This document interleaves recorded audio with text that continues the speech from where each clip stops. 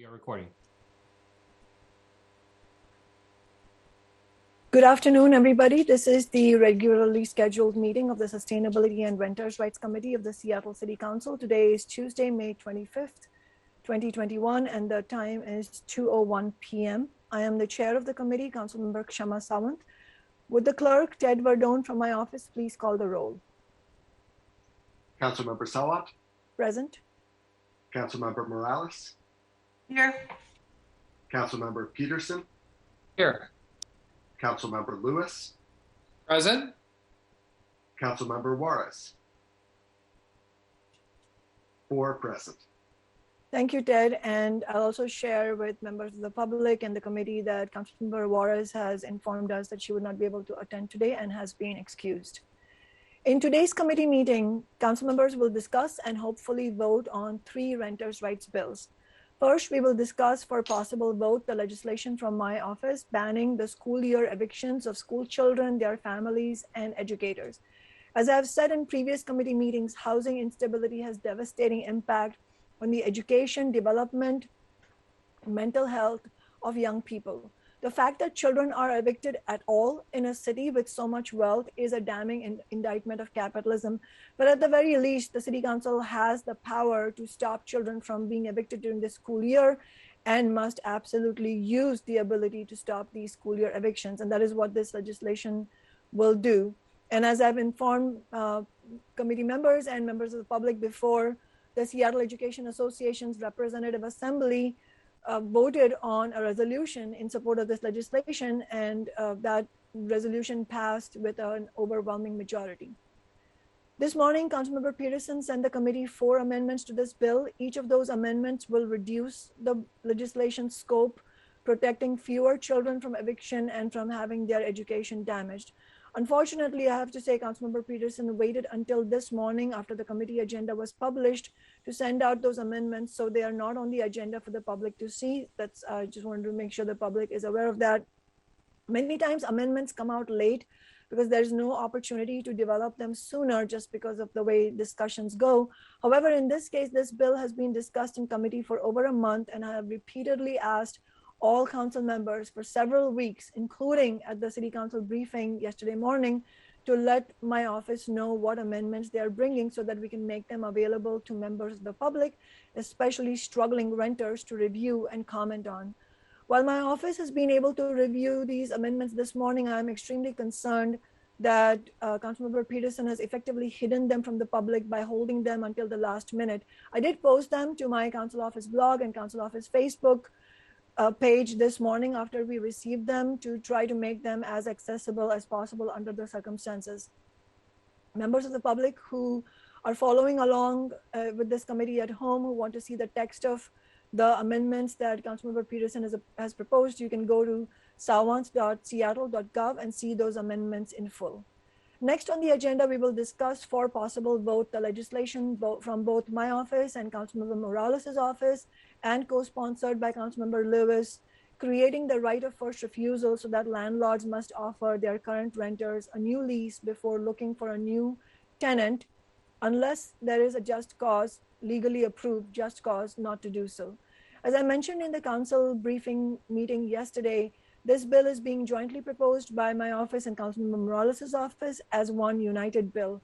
Over the past months, our offices have proposed previous drafts of this legislation, and as many have heard me say over the last couple of months, I've repeatedly requested in public meetings that our offices join efforts into one united bill, and I'm really pleased that this bill represents a united effort.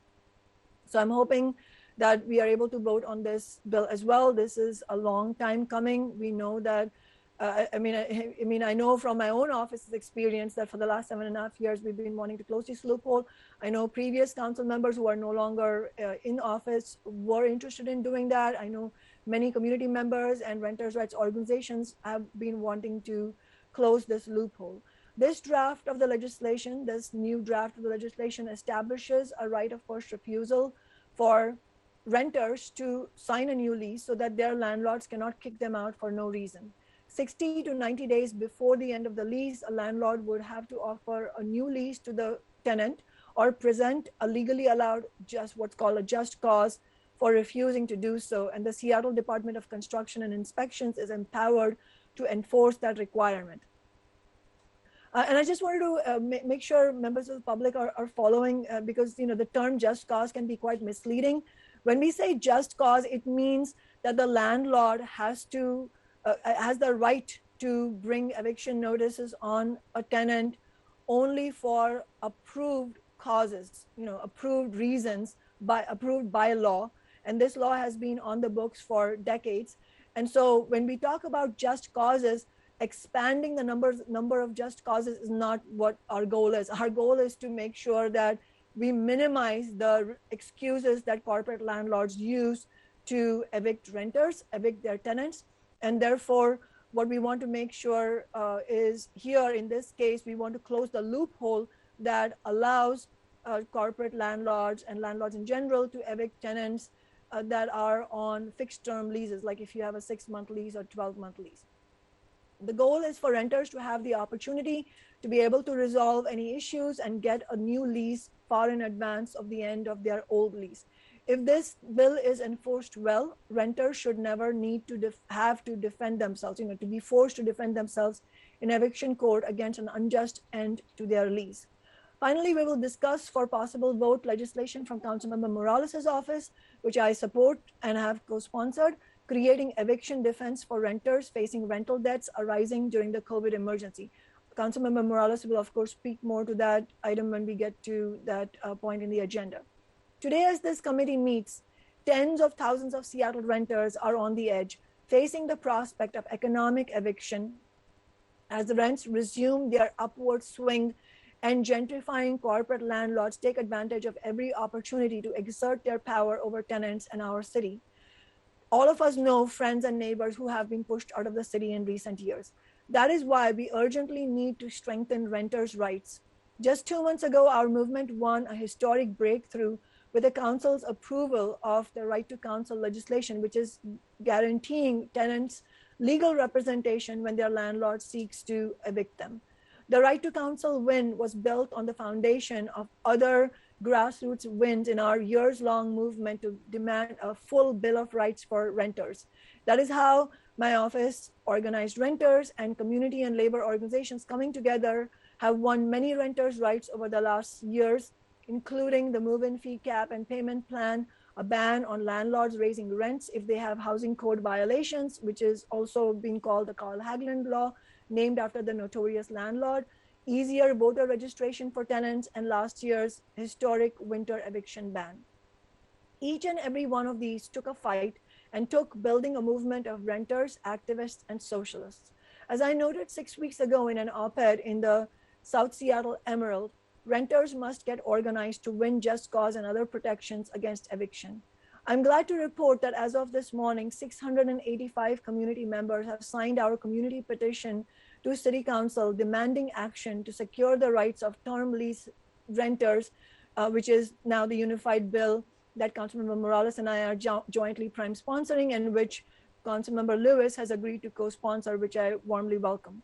We'll need a similar movement to win our full Bill of Rights for renters, including legislation that is before the committee today.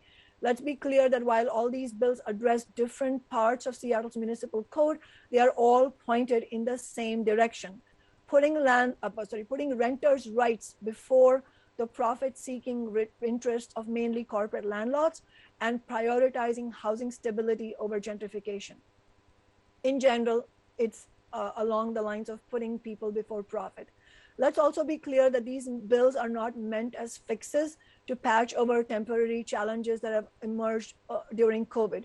For Seattle's renters, who constitute half of the city, the housing crisis was bad even before COVID.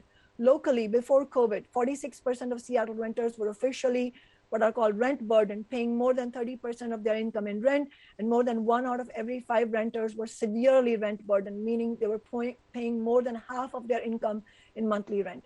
More than half of Seattle renters were hit with eviction notices, hit with eviction notices owed 1 month's rent or less. So in other words, it is people in financial dire straits that are being targeted for evictions. Nearly 9 out of 10 tenants who are evicted wind up homeless.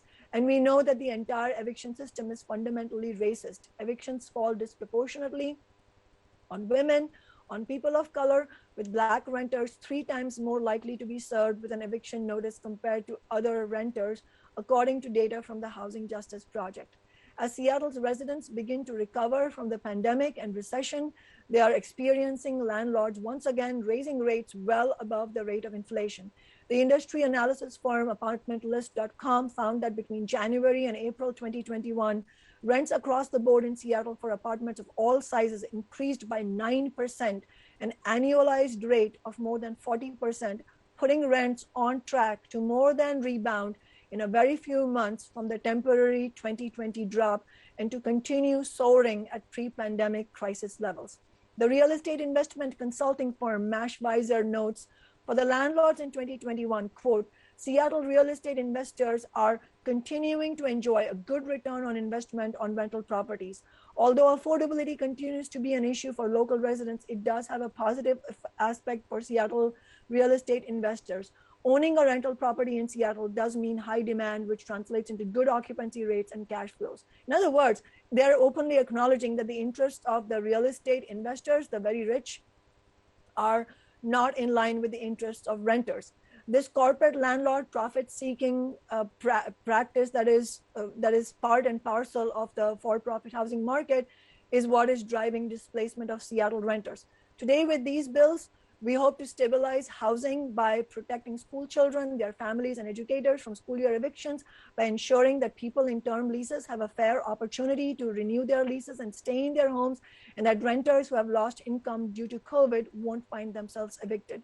The renters' rights movement needs to continue to fight for these bills, and also the entire Renters' Bill of Rights that we've been fighting for all these years, but also the new bills that we have announced at our rent control press conference a few weeks ago, including the resolution that is coming to City Council from my office on June 7th, calling on Mayor Durkin and Governor Inslee to extend the current eviction moratoriums to at least the end of this year. We know this is necessary. We know we're not the only ones. We know organizations like the Washington Community Action Network have also spoken out saying that the eviction moratoriums should be extended to the end of this year. But of course, we cannot stop there. We also need to ban the latest form of legalized discrimination by barring landlords from using credit checks in rental applications. We need to prohibit onerous, undemocratic, or abusive lease terms. We need to allow rental history screenings to be transferable from one application to the next. We need to extend relocation assistance to people who are effectively economically evicted by rent increases. We need to protect renters from default evictions. We need to cancel rent, mortgage, and utility debt for people who have lost income due to COVID. And the most prominently, we need to build our movement to win rent control without loopholes, both for residential tenants and for struggling small businesses, which means commercial rent control. So we will be discussing many of these bills at our upcoming committee meetings. Right now, before we begin our items for today, we have public comment. I will read the names. Because we have 42 people signed up for public comment, we will have people speak for 1 minute each. I know that's not very long, but please try and stick to time and get through so that we can get through everybody who is signed up and then go on to our agenda items. So I will read the names out, and if Ted is ready. Our first person who is signed up is Blythe Serrano, and after Blythe, we have Laura Lowe. Go ahead, Blythe. Hi, my name is Blythe. I'm a renter in the Central District, and I'm calling to urge the Renters' Rights Committee to vote yes on Councilmember Swant's legislation banning school year evictions of children, their families, and educators without any of the amendments put forth by Councilmember Peterson this morning. I want to particularly draw attention to the amendment that would exclude school workers who don't hold professional certification as educators. Under this amendment, the lowest paid workers, who are at the greatest risk of eviction, would be excluded from these school year protections. This is incredibly elitist and insinuates that teachers' aides, cafeteria workers, and bus drivers are not essential to children's education and therefore not deserving of eviction protections. The other three amendments, adding a sunset clause, allowing landlords who own fewer than 5 properties to continue to evict children as they please, and limiting the types of evictions these protections prevent, and introducing means testing, are also shameful and a real betrayal of the renters' rights movement. Peterson knows this, which is why he tried to hide these amendments from the public. Again, I urge you all to vote yes on Councilmember Sawant's legislation in its original form now. Thank you. Laura Lowe, followed by Grayson Van Arsdale. Go ahead, Laura.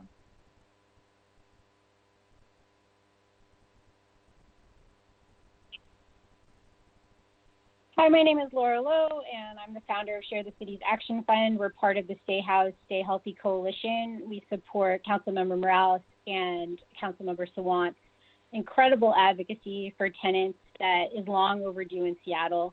If we had had the protections that they're putting forward 10 years ago, we would have less displacement, less homelessness, and a more equitable city. These renter protections are long overdue. We fully support the work that they're doing. We do not support Peterson's amendments, and we can't wait to see what's next for a tenant's Bill of Rights in Seattle. And thank you so much, all of you, including Councilmember Lewis, for being tenant champions. We need more of you in elected government around the country. So thanks for your work, and we can't wait to see all of these protections passed. Thank you so much. Grayson Van Arsdale, followed by Kate Rubin. Go ahead, Grayson.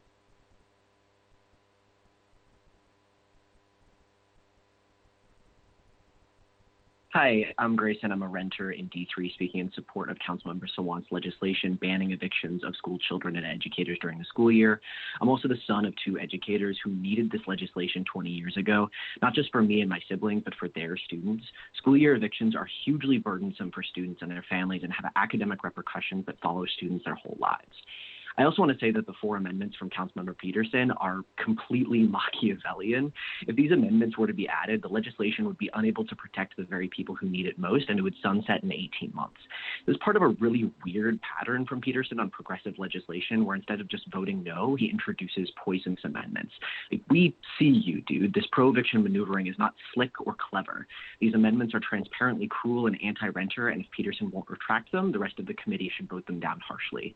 Lastly, I'm in full support of unified legislation from Councilmembers Sawant and Morales to close the just cause loophole. Seattle needs a strong and unified housing movement to fight through the affordability crisis and win a real renters' bill of rights. Kate Rubin, followed by Emily MacArthur. Go ahead, Kate.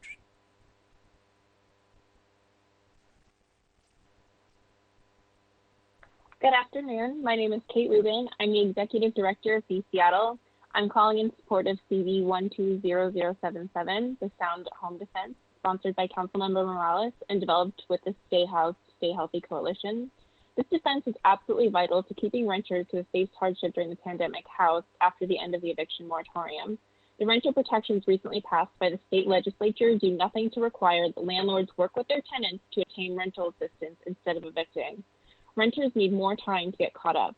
I would also like to voice my support of CB 120090, closing the fixed-term lease loophole in the Just Cause tenant protections, jointly sponsored by Council Members Morales and Sawant and co-sponsored by Councilmember Lewis, as well as CB 120046 in its original form, ending school year evictions of school children, their families, and educators, sponsored by Councilmember Sawant. Thank you. Emily MacArthur, followed by Margot Stewart. Go ahead, Emily. Hi, my name's Emily. I've been a renter my whole life, and I'm a member of the Stay House, Stay Healthy Coalition. I'm calling in support of two bills today. I'm totally excited about this joint work between Councilmember Sawant and Councilmember Morales that closes the loophole in fixed-term leases. I think this is totally essential, and I look forward to winning it. I'm also calling in support of the original version of Councilmember Sawant's bill to end school year evictions. I think this was a problem, the issue of students facing homelessness, far before COVID hit. It was really shocking to hear that 1 in 12 Seattle public school students had faced homelessness throughout the school year. And this was, again, before COVID hit. But through COVID, of course, we've seen students face full amounts of mental health pressures. And it's unconscionable to introduce a sunset into this. So please reject the nasty amendments from Alex Peterson. Margot Stewart, followed by Brett Frank Looney. Margot, go ahead. Hi, my name's Margot. I rent and work in the Central District, and I'm also calling to urge council members to support Councilmember Sawant's bill to ban evictions of school children and educators, without any loopholes, end dates, means testing, or other pro-eviction card-outs. Council members should also support the unified bill from Sawant and Morales to close just cause eviction loopholes.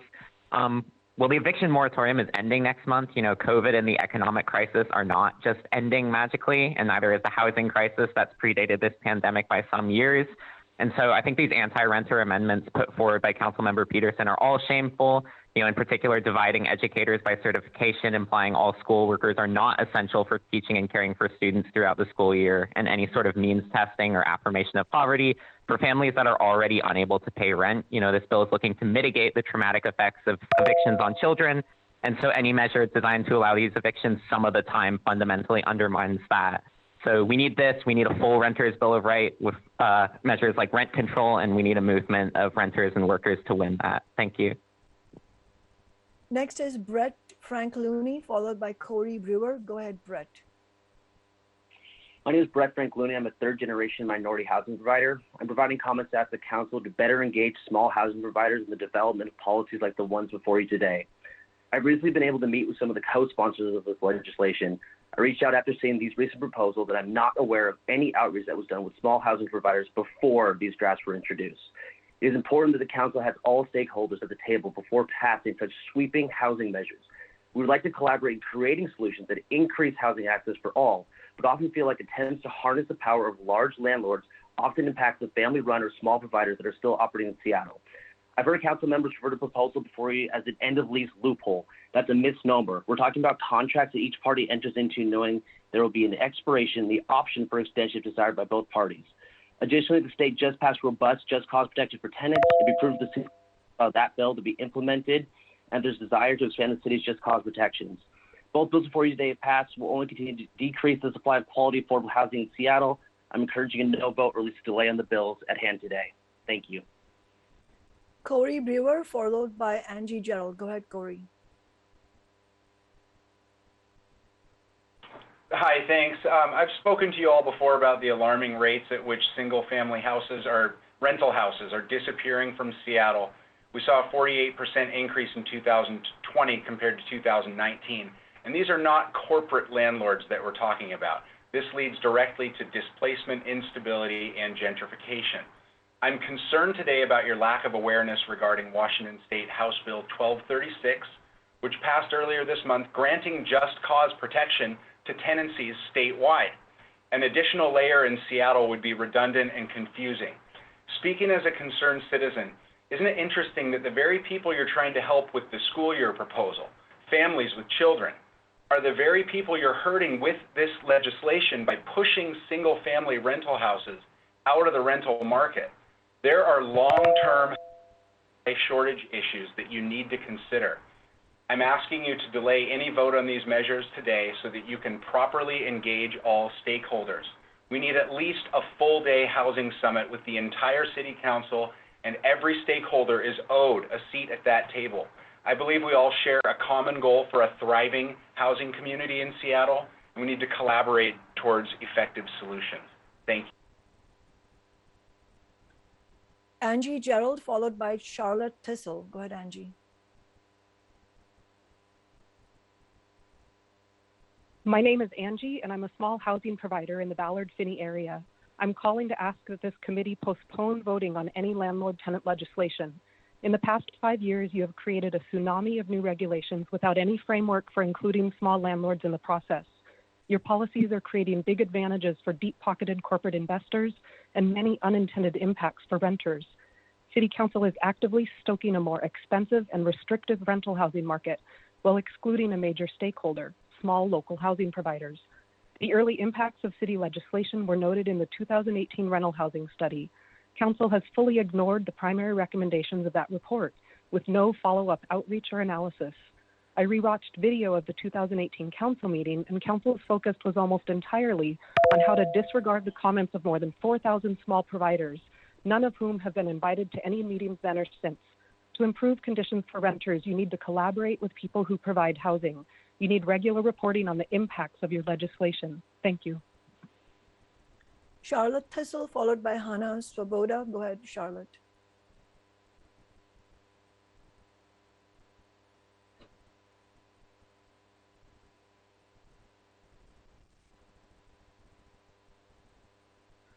Charlotte, you need to hit *6 to unmute yourself.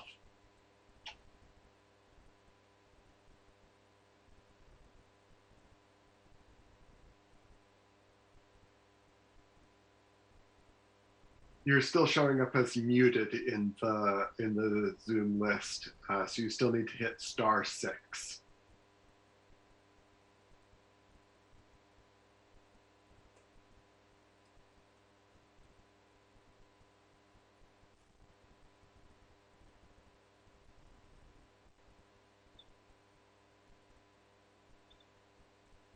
Charlotte is still muted.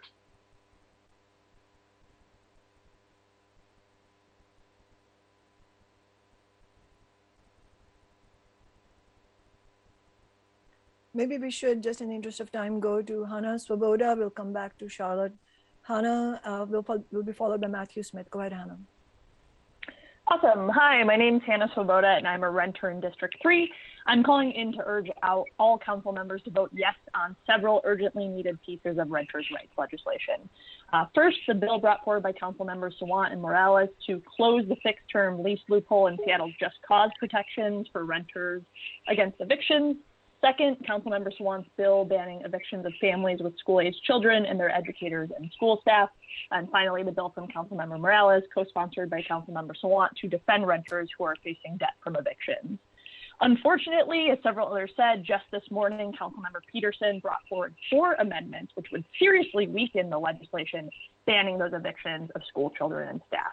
Most egregiously, one of Peterson's amendments seeks to exclude school workers who don't hold professional certifications as educators. This would exclude the lowest paid workers who are at the greatest risk of eviction. We're talking about classroom aides, bus drivers, janitors, the bulk of school staff. Last I checked, the people who make our schools run. And also, Peterson has put forward a sunset clause. I'm urging all council members to vote no on those dangerous amendments.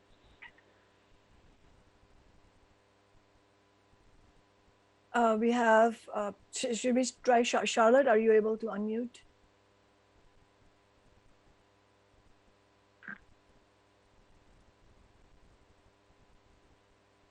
Can you hear me? Yes. This is Charlotte Vessel.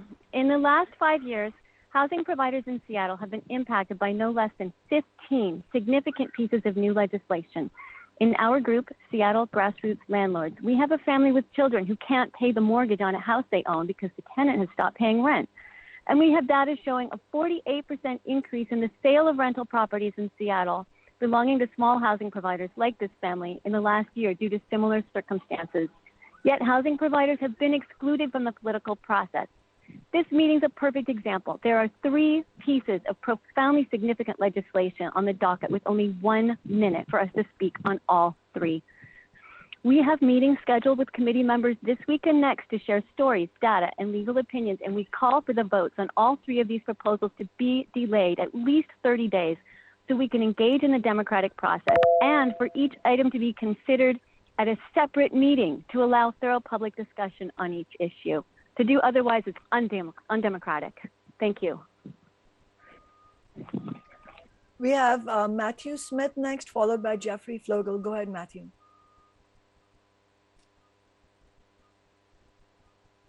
Hi, my name is Matt Smith. I'm a renter in District 2. I'm very happy to see this united bill from Councilmember Sawant and Morales to close the just cause loopholes. This is one of just a whole list of renters' rights legislation that is critical to pass in Seattle. Really happy to seeing the council members continuing to provide leadership on this alongside the movement of renters in Seattle. I'm also really happy to see this bill to ban school year evictions for students, teachers, and parents. I agree with previous speakers. This is something we needed 10 years ago. It's something we needed 20 years ago. So the council should not delay on this. They should pass it with Councilmember Sawant's original legislation without these pro-eviction amendments by Councilmember Peterson. And we need to go on, and fight for more for rent control, for cancellation of debt caused by COVID. It's great that the Seattle Education Association has endorsed this ban on school year evictions. Our teachers know better than anyone, I think, the effect that eviction can have. So please pass this urgently. Thank you. Jeffrey Flogel, followed by Max Hudson. Go ahead, Jeffrey.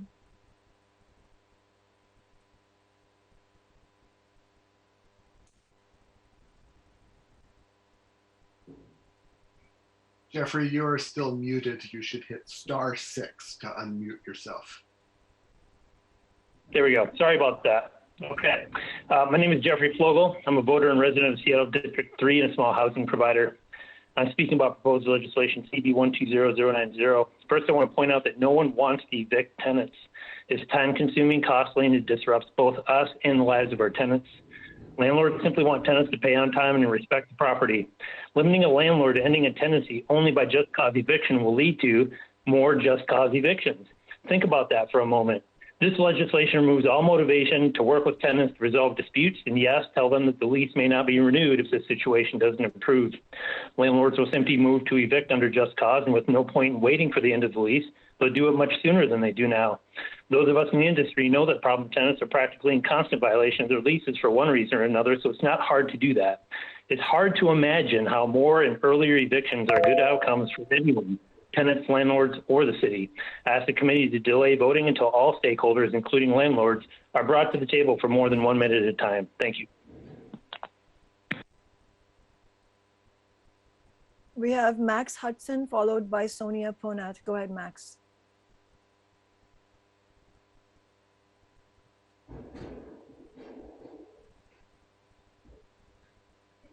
Do we have Max here? Max is no longer present.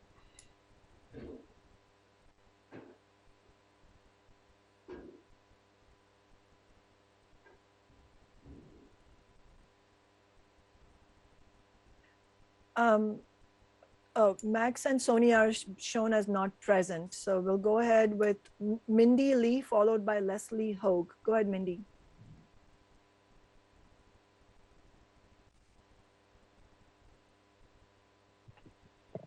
Hi, Mindy Lee. I am a member of several organizations, and I am here to talk in favor of the proposals.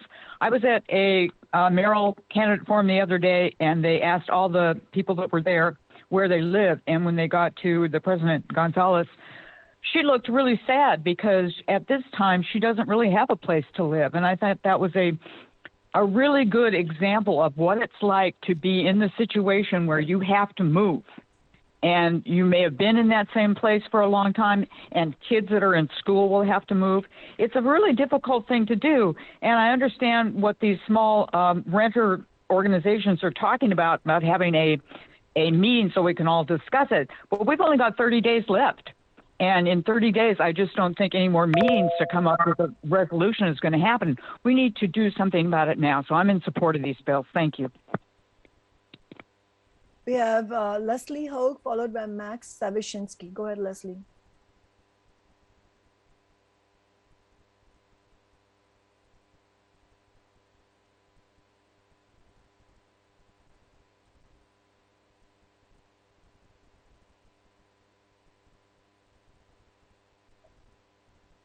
Do we have Leslie?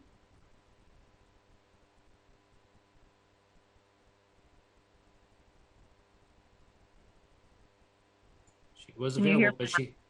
Oh, there she is. Hello. Go ahead. Oh, sorry, it wasn't working. Sorry. My name's Leslie. My husband and I rent out 4 apartments in District 6. We're asking you to postpone the vote on fixed-term lease ban and the school year eviction ban. Small housing providers provide close to half the rental housing, often at way below market rates like we do, and we've been excluded from input into policy. We're actually allies. We're not greedy profit mongers, as has been alleged. If you want to maintain affordable housing, please include us. You have not a good idea how we operate or the obstacles we face. And outside of public housing, mom and pop landlords are about the only group still offering affordable housing. Your laws create unintended consequences like an actual loss of affordable housing. We are older, semi-retired. We depend on the rental income. We love being able to provide affordable housing, and our tenants are friends. But restrictive legislation is forcing us to reconsider owning rental property and offering these well-maintained properties at very, very low rents. Thank you. So Sonia Ponath is now showing us present. So Sonia, go ahead, and then after Sonia will be Max Savishinsky. Hi, this is Sonia Ponath. I'm a working mom in District 3, and I am a small landlord, and I do support Councilmember Sawant's school-age children eviction ban, and I urge you to pass it without delay. And I also strongly support Councilmember Morales' bill as well. And I am speaking against this amendment from Peterson, Councilmember Peterson, calling on landlords can be exempt if they own fewer than 5. I mean, I don't think that truly protects small landlords, the ones who are really struggling. In fact, many corporate landlords set up separate companies for each of their buildings, and then they pretend they're actually separate landlords. So it's a typical big business hides behind small business, and we can see right through that. And it only ends up benefiting a few big landlords. I appreciate the people who are struggling and providing, as I do, this kind of housing. But I urge you, if you're a small landlord, you can contact Councilmember Sawant's office and get involved. You've had months and months to do this. So rather than blaming those of us fighting for ordinary people, you need to get yourselves involved and work with us. Thank you. Max Savishinsky, followed by Logan Swan. Go ahead, Max.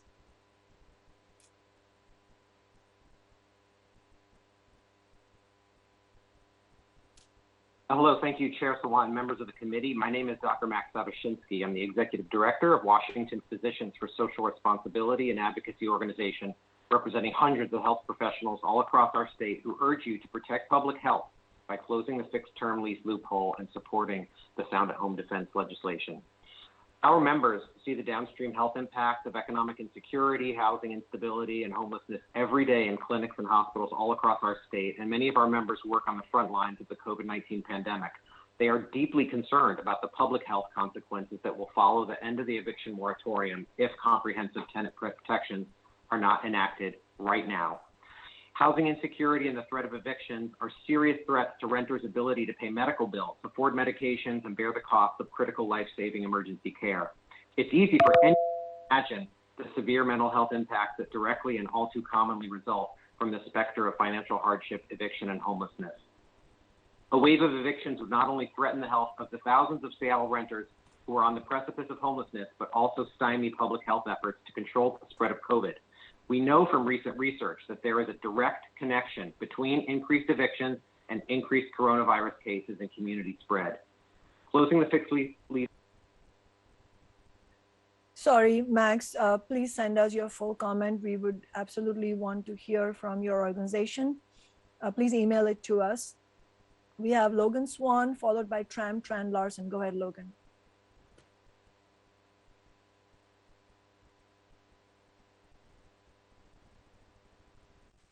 Yeah, my name's Logan Swan. I'm a rank and file union iron worker out of Local 86 in Seattle, and a renter in District 2. Yeah, I'm just really surprised hearing all these landlords call in. I didn't know they cared so much about me. You know, usually I just give them thousands of dollars every month and hope nothing breaks. But yeah, I'm calling in support of Councilmember Chama Sawant's legislation and support the bills that Morales has collaborated with her on to defend renters who are facing debt from evictions. And yeah, we need these bills to pass. I mean, I can't believe that you know, we're having to fight to stop the eviction of, you know, teachers and school staff and children, and that, you know, this creep Peterson's trying to introduce you know, an allowance to do it a year from now. Is just really disgusting. Tran Larson, followed by Esther Little Dove John. Go ahead, Tran. Good afternoon. My name is Tran Larson, and I'm the Community Engagement Manager with the Housing Justice Project. I'm calling in support of Council Bills 120057 and 120077 to protect renters in our city from losing their home. In a city that is home to 8 billionaires, we should not have a housing crisis and thousands of unhoused individuals. While the wealthy have accumulated more wealth during the pandemic, our frontline workers and most marginalized residents have experienced the highest rates of contracting COVID and loss of income. Renters want to be able to pay rent and keep a roof over their heads, and these bills can increase their chances of doing so as our city begins to reopen and recover. Landlords having to learn new laws is an inconvenience, while weak protections cause evictions, homelessness, and sometimes death. Let's not discard the frontline workers that we applauded and instead implement permanent renter protections. Actions speak louder than words. Seattle leads the county in the most eviction filings, and our court systems cannot handle that amount increasing by even double. Contrary to what has been said, HB 1236 did not solve the fixed term loophole. I would encourage those individuals to do further research before spreading false information. Thank you. Next, we have Esther Little Dove John, followed by Sebastian Stockpile. Go ahead, Little Dove. Hi, I'm Esther Little Dove John. I'm in District 2, and I'm calling to be in support of Kshama Sawant's and Councilmember Morales' bill. And I want to say that Black, Indigenous, and children of color need protection, extra protection, because they have the shakiest school performance, and they need to maintain that their performance and do better. So I would say that you have to protect those children, especially from eviction. Thank you very much. We have Sebastian Stockpile next, followed by Kevin Witz Wong. Go ahead, Sebastian.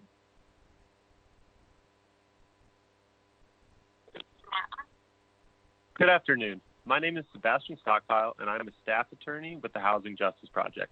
I'm calling in support of Council Bills 120057 and 120077 to protect renters in our city from continuing to lose their homes to a no-cause eviction based on the existing loophole.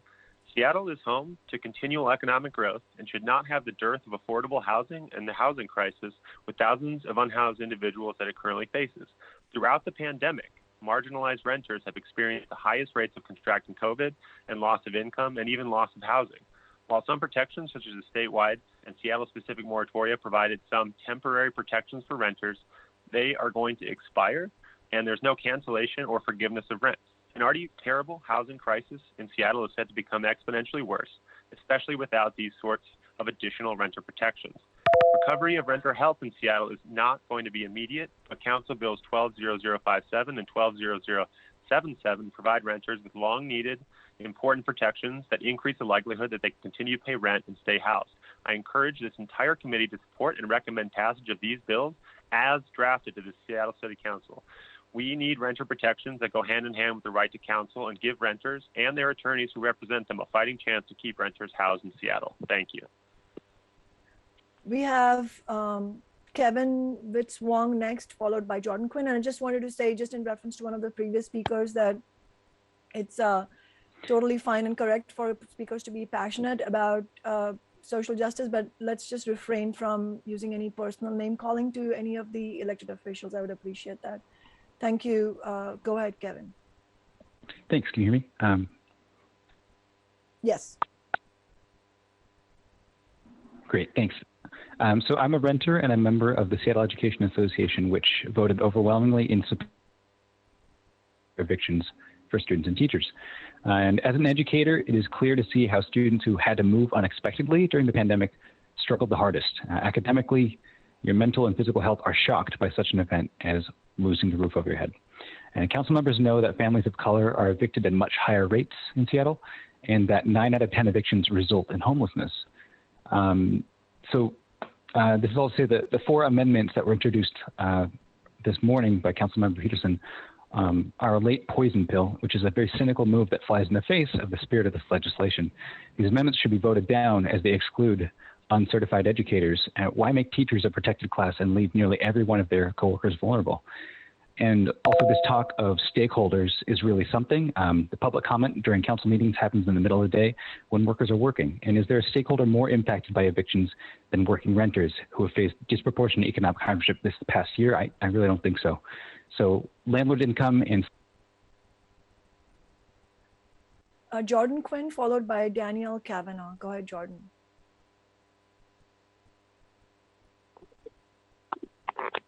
Hi, can you hear me? Yes. Great. Hi, my name's Jordan. I'm a renter in District 2 and a member of Socialist Alternative. I'm calling to urge the Democratic council members to pass the unified proposal from Shama and Councilmember Morales to close the just cause protection loophole, to pass this bill to defend renters facing COVID debt, and to pass Shama's legislation that would ban school year evictions for families and educators without any of the anti-renter, anti-student corporate loopholes being proposed by Councilmember Peterson, like the 18-month sunset clause.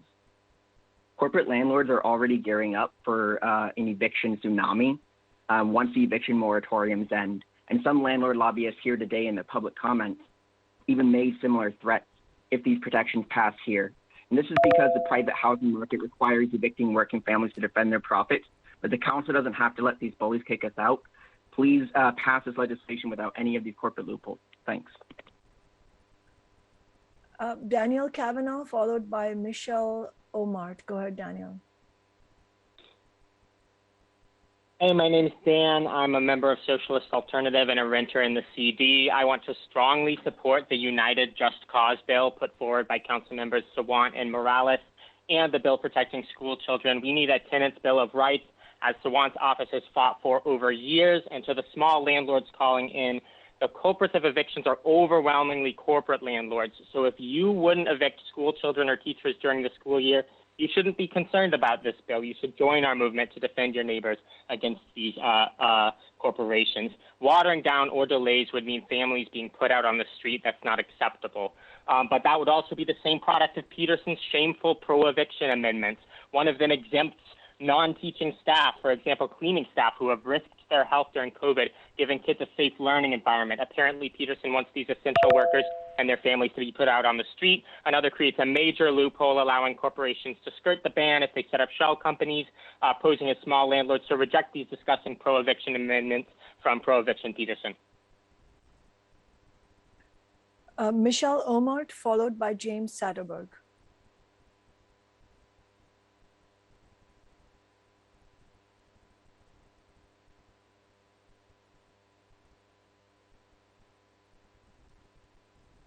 Is Michelle here? Michelle, you appear to be muted. If you hit *6, you will unmute yourself.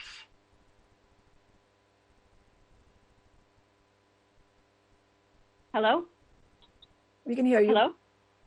Okay, thank you. My name is Michelle Omart. I'm a public school teacher and a mother of 2 small children ages 3 and 5.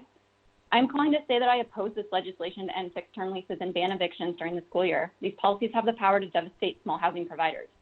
In addition to teaching high school, I own a single-family residential as a rental property. I can personally testify to the crushing financial burden of an eviction ban on my family and the need for small housing providers to be able to terminate a lease at the end of a fixed term. I can no longer pay the mortgage on my rental due to non-paying tenants who are also blatantly violating their lease agreement and are refusing to move out though their fixed-term lease has ended so that I can sell. I am not the very rich. Like most other small housing providers, I cannot continue to carry this financial burden and will be selling the property as soon as the moratorium allows. Under an eviction ban that spans the entire school year, many families like mine will suffer the same. I absolutely support helping the families of the children most in need, and this can and should be done without placing the economic burden solely on housing providers like my family. Small housing providers have been crushed by the recent punishing combination of housing policy.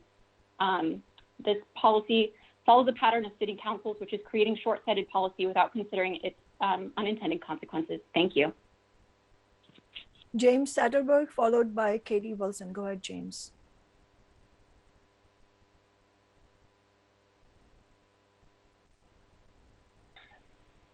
Hi, my name is James Satterberg. I'm a staff attorney for Housing Justice Project, and I'm currently a renter in District 4. I am calling in support of these bills today, including Councilmember Morales and Sawant's bill to close the fixed-term loophole that has long allowed landlords to circumvent our city's just cause protections. In a country where most people cannot afford to pay a $500 surprise bill, asking tenants to choose between paying thousands in unexpected moving costs merely because their landlord won't renew their lease or else face eviction is an impossible situation for tenants.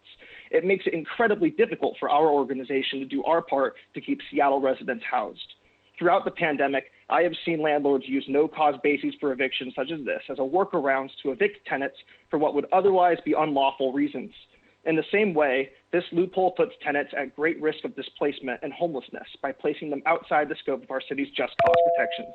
closing the loophole and make these protections truly meaningful.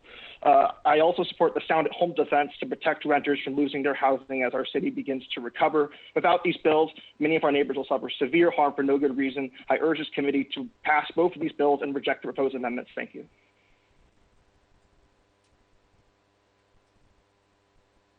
We have Katie Wilson followed by Valen Solomon. Go ahead, Katie. Hello, Katie Wilson here. I'm a renter in District 3, speaking on behalf of the Transit Riders Union, which is part of the Stay House, Stay Healthy Coalition. We strongly support Council Bill 120077.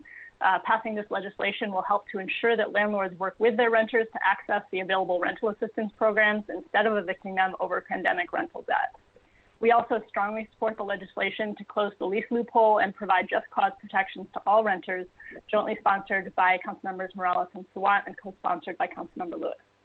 A previous speaker, Corey Brewer, portrayed this legislation as duplicative of the State Bill 1236, but in fact, that bill exempts many fixed-term leases from protection. Lots of renters, including me, are on fixed-term leases. When a renter leaves at the end of a lease, the landlord just has to find a new tenant. When a landlord terminates a lease for no cause, the renter loses their home and may become homeless. This legislation will help to address that extreme imbalance of power and will bring Seattle up to the standard already set by Auburn and Federal Way. I ask that this committee as a whole supports these two important pieces of legislation. And TRU also supports the school year eviction ban without weakening them and recommend passage of all of them to the full City Council. Thank you. We have Valen Solomon followed by, Elizabeth Cowan. Sorry if I'm not reading that properly. Valen, go ahead. Hi, my name is Valen Solomon, and I am a renter in District 3. As an attorney working to protect low-income tenants day in and day out, I have seen significant harm that evictions have on individuals and families, especially during the COVID-19 pandemic. Now is the time, if there ever was one, to close Seattle's just cause eviction ordinance loophole. Although Seattle does have a just cause eviction ordinance, studies have found that it still had the second highest number of no-cause evictions in King County, largely due to this loophole. As someone who works closely with individuals facing eviction and in connection with the Stay Housed and Stay Healthy Coalition and Councilmember Morales' office to develop this legislation, I strongly urge your support of these necessary steps to help mitigate the onslaught of evictions that will come once the moratorium is lifted and that will undoubtedly hit communities of color the hardest. Thank you. Next, we have Elizabeth Cohen. Sorry, I know I'm not saying that right. Followed by Marilyn Yim. Go ahead, Elizabeth. Hi, my name is Elizabeth Cowan. I own a duplex on Capitol Hill. I just want to know what your provisions are if you want to prevent people from being evicted during the school year. Is the city going to step up and pay any small landlord, pay for their mortgage, their utilities, their repairs, their maintenance, all of that while that is going on? Because otherwise you're shifting the burden onto private citizens, which is not right. Not only that, as small landlords, we do not have deep pockets. We do not have the resources that corporate landlords do. If that happened to me, I would go into foreclosure. I would lose the house. They would lose the house. So you really need to understand basic economics here and address that. If you want to put that into action, you need to have a fund that pays for them. Marilyn Yim, followed by Barbara Finney is showing as not present. So after Marilyn comes Ian Randall. Go ahead, Marilyn. Hi there. My name is Marilyn Yim, and I'm a small mom and pop housing provider in D6. Small mom and pops like me provide affordable housing, which should be protected by the city. This legislation has proceeded without any data on current trends. We are seeing an alarming reduction in locally managed, family-sized rental housing owned by small housing providers. This outcome was predicted in the 2018 UW study that found that 40% of landlords were considering selling as a result of Seattle's harsh anti-landlord legislation. The City Council needs to pause this legislation to collect data on changes in the rental housing stock and ownership profile away from small housing providers and update the 2018 study to account for additional legislation and COVID. We also need to be included as a stakeholder after being systematically excluded from significant legislation like this for the last 5 years. As an example, all of the renters calling in today seem to have seen Councilmember Peterson's amendments, while nobody else in public comment has. 60 seconds of public comment is completely inadequate for the proposals that we're seeing. Small housing providers have been crippled by the pandemic. Don't kick us while we're down. Stop this legislation, collect data, and include us. Thank you. Before I call on the next person, I just want to read the names of the people who are shown as not present. So if you are able to hear me and if you think you're showing present, I just want to let you know you're showing as not present, which is got the top. Max Hudson, Glenn McDonald, Michael Malini, Kate Martin, Storm Chandler, and Barbara Finney, and Jack Francis. You're all showing as not present. So next we have Ian Randall, followed by Renee Ballou. Thank you. Good afternoon. My name is Ian Randall. I'm a healthcare advocate, clinical faculty at UW, and also a small non-corporate landlord with 3 homes in Seattle. I'm asking that you postpone this vote and return to the democratic process and actually listen to the very providers that supply housing and keep rents lower than they otherwise would be if we passed this misguided legislation. If you decide to move forward without any input from the very providers that supply rental units in the city, then I would urge you, please urge you to accept Councilmember Peterson's amendments to limit the short and long-term damage from this legislation. As a political progressive, I share the concern many of you have about the short and long-term effects of the punitive eviction laws that have been passed. But it's clear that in your zeal to drive us out of the market, you will be reducing the number of rental units available to low and middle income renters, as current housing providers are forced to sell, usually to owner-occupiers, and no new units are developed for low and middle income tenants in this treacherous business environment. Please, let's return to the democratic process and avoid the impending shortage of housing that this legislation would cause. We're going to run out of housing units in the future, and it's going to be your fault. Thank you. Renee is next, followed by Barbara Sayre. Go ahead, Renee. My name is Renee Ballou, and I'm an eviction defense attorney with KCBA's Housing Justice Project, as well as a renter in District 6, and I am calling to express my support for Council Bills 1257 and 77 as drafted. The rental housing market is one of the least regulated markets, despite the fact that most people consider shelter to be a basic human right. Ultimately, there is nothing unjust or unfair about providing protections for basic human rights, especially where so few existed in the first place. I'm hearing landlords talk about quote-unquote problem tenants, but what we as a society fail to realize is that we condemn quote-unquote problem tenants to housing instability and homelessness through a violent eviction process, and that is a severe punishment for not being able to pay rent on time or for any of the other reasons landlords evict tenants. Ultimately, tenant protections are going to make it more difficult for landlords to evict. That is just an unavoidable truth.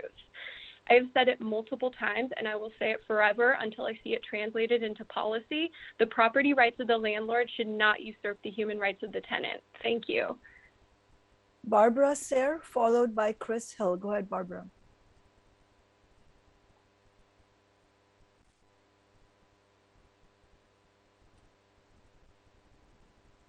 Yeah. I'm Barbara Sayre, a member of the LGBT Allyship Board and on the organization's Senior Housing Committee. Decades ago, I came to Seattle to follow and write about a little startup company called Microsoft. I was successful for a while in Seattle's economy until I apparently shattered a human vow. I accepted myself as the woman that I had known all my life. Suddenly, few wanted to accept me. Years before COVID-19 kept us at a social distance, society kept me at a distance. I lost my job, I lost my family, and lost all opportunity. The most damaging loss for me was winding up with no roof over my head. When you don't have a job or a friend with benefits, housing instability breaks out, and only you lose your will to recover, but more importantly, your will to live. And I support Councilwoman Morales' Stay Healthy Coalition and CB 120077. Chris Hill, followed by Kathleen Myers, who will be our last speaker unless those who are not present show up in that time. Go ahead, Chris. I'm Chris.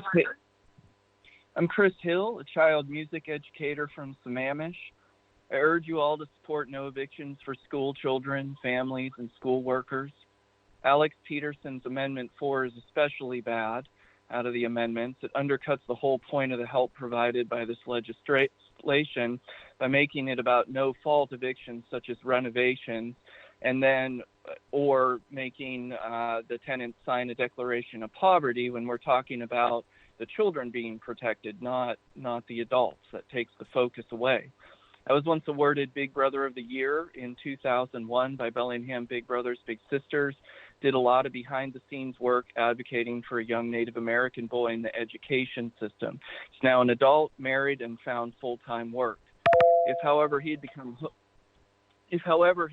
homeless, I do not think that he would have remained in school at all, let alone succeeded. Children are our future, for good or bad. Thanks. That's all.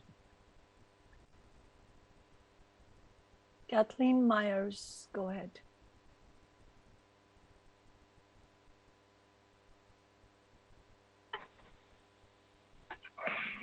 This is Kathleen Myers. I'm in support of Kshama Sawant's bill to prevent evictions of children and their educators and their families. Education is necessary and fundamental role of government and society aspiring to democracy. It's a challenge in an unequal society such as ours, and it's hampered and made more unequal by the pandemic. We're still suffering. We can't let the difficulties already experienced unequally be compounded by a lack of protection from evictions.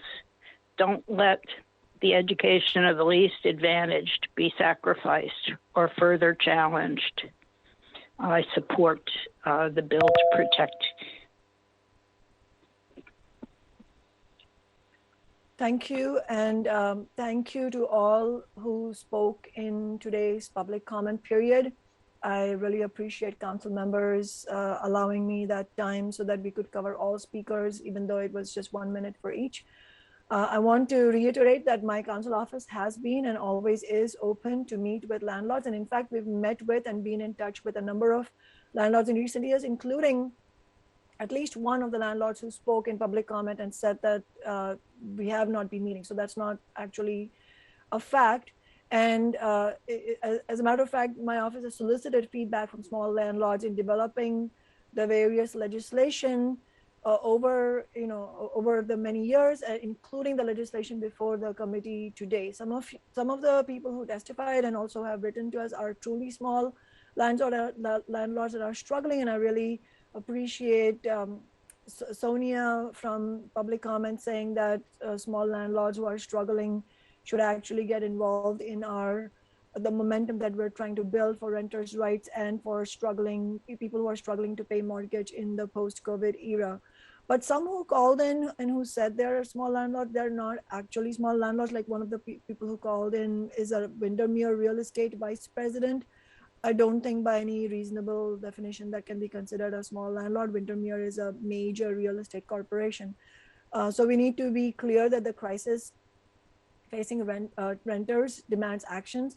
One of the public speakers who described themselves as a landlord expressed frustration that she did not know about Councilmember Peterson's amendment, and nor had she had a chance to review them. I agree, though, on that count that it's disappointing to get these substantive amendments at the last minute, but that's not something my office was not able to decide the timing on it. They don't appear on the official committee agenda because they weren't submitted in time when the agenda was published, and in fact, that is why I posted them on my blog, which is available for everyone to see. So if you go to my council office blog, you can see it for yourself. As I mentioned before, just go to seattle.gov and you can see all the amendments. And I also wanted to echo Renee Balu, who said just now, quote, "The property rights of the landlord should not take precedence over the housing rights of the tenant," end quote. So we will now begin our first item on today's agenda, which I will read into the record, Council Bill 120046, an ordinance relating to the termination of residential rental tenancies, providing a defense to certain evictions of children, their families, and educators during the school year, and amending section 22.206.160 of the Seattle Municipal Code. This is the legislation from my office banning the eviction of school children, their families, and educators and school staff during the school year. It is common sense, but there's also a mountain of evidence, research evidence showing that when children are evicted, it has devastating impact on their academic achievement, development, and mental health. Imagine as a child trying to focus on your schoolwork while losing your home. For example, the aptly named Losing Home report found that, quote, of evicted respondents with school-aged children, 85.7% said their children had to move schools after the eviction, and 87.5% reported their children's school performance suffered very much because of the eviction, end quote. In 2018, the state found that nearly 4,200 Seattle public school children were homeless at some point during the school year. That is a staggering 7% of all public school children. In practical terms, that means that in an average class of 30 students, 2 will be homeless at some point during the school year. This is a racial justice and Black Lives Matter issue. Just as Seattle landlords evict Black tenants at much higher rates than other tenants, we also see that Black students and other students of color disproportionately face homelessness. The 2018 state data found that fully 40% of homeless students were Black and 23% of homeless students were Latinx, even though Black and Latinx community members constitute much smaller proportions of Seattle's overall populations. For the high school graduating class that year, the Seattle PI found for the class of 2018, 55.2% of homeless students graduated on time compared to 84.5% of students were housed. These are staggering data, and of course, as I've said before, but I'll say it again, the reason we're talking about banning evictions during the school year to help address homelessness is because of the enormous causal link between evictions and homelessness that we found in studies that 9 out of 10 evictions result in homelessness, which is also staggering data. We know housing stability has had devastating impact on education, development, and mental health of children. And we need to do something about this. And at the very least, the council has the power to stop children from being evicted during the school year, which is what this legislation does. I'm really thankful that we have Jeff Sims from City Council Central staff here to walk us through a memo detailing the legislation and proposed amendments. Jeff, will you please introduce yourself for the record and then begin? Thank you. Thank you, Madam Chair. For the record, Jeff Sims, Council Central staff. Because the committee has already heard some outlines of the bill in a prior meeting, as well as receiving my memo from a previous week, I won't go into extensive detail.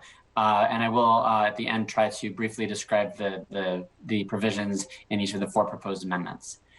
So Council Bill 120046 would provide a defense against eviction. The first piece to cover is who would be covered by this. It would be all children under the age of 18, even if they were not yet school age. And then anyone that was a student, as defined in the bill. Furthermore, anyone that's has legal custody of someone who is a child. And then finally, educators, which is defined broadly as anyone either that is an employee or a contractor of the school district or the school and the institution. The time frame that this defense against evictions would apply would be the calendar that is set by the Seattle School District. So currently that would begin on the first Wednesday of September and it would extend until mid-June. So you're looking at a defense against eviction that would apply for approximately the entire year except for 10 to 11 weeks per year, something like that, so over the summer. For comparison, if you look, for example, at the winter evictions bill, that was limited to a narrow time frame of only about 12 to 13 weeks. So that's who would be and when the defense against eviction would apply. There's also a limited number of circumstances in which an eviction would be able to proceed despite the defense, or a defense would not apply. The first is anytime a code violation occurred, and there was a requirement to remediate the conditions. So if a unit was not up to living standards, if the number of inhabitants far exceeded the number of people able to be in the unit. In addition, if there was criminal activity by the tenants, such as operating an unlawful business or other criminal activity, then the defense against eviction would not apply. And then finally, just covering again in broad terms, but also if it was an ownership. Sorry, just point of information, Madam Chair. I think the recording just stopped. Yeah, I was about to interrupt Jeff, actually. Okay, sorry. IT team, do we need to pause? Stand by. Okay, thank you so much. Go ahead, Jeff. Okay. So the recording in progress. Okay, we are re-recording. Thank you. Okay, thank you. Go ahead. I'll go back one point just to make sure that the recording captured everything. I was covering the circumstances in which the defense against eviction would not apply. Broadly covering them, they're listed in the actual bill. The first would be anytime that there's a code violation, so a dwelling that was not either too many inhabitants or not suitable for living in. The second would be if the tenant was engaging in criminal activity. And then the third would be if it was an owner shared dwelling and in that case, and the owner actually is occupying it with the tenant as well. And that would apply to ADUs or that are on the same property. For comparison, because there's been a lot of parallels drawn with the ordinance that was passed by San Francisco and then was also modeled and passed by Santa Monica, there's two primary differences between the bill that's presented to this committee today and what was passed in San Francisco. Primarily, the San Francisco bill only applies to no-fault situations. So a circumstance where conceivably the landlord would be able to plan around the renovation of a unit or selling it, something along those lines. But it does not cover, in San Francisco, it does not cover situations like the non-payment of rent or not complying with the terms of a lease. Similarly, in San Francisco, the protection, the defense against evictions, I should say, does not kick in unless it is a tenant who has occupied the unit for at least 12 months. That's a minimum qualification to become eligible for the defense.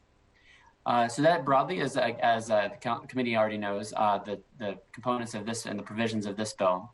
I want to briefly go through a description of the four amendments. I will leave it to Councilmember Peterson as the sponsor to go into more depth on each of those and just give a high-level summary. Jeff, just to organize the discussion, if I might just move the bill before you start talking about the amendments.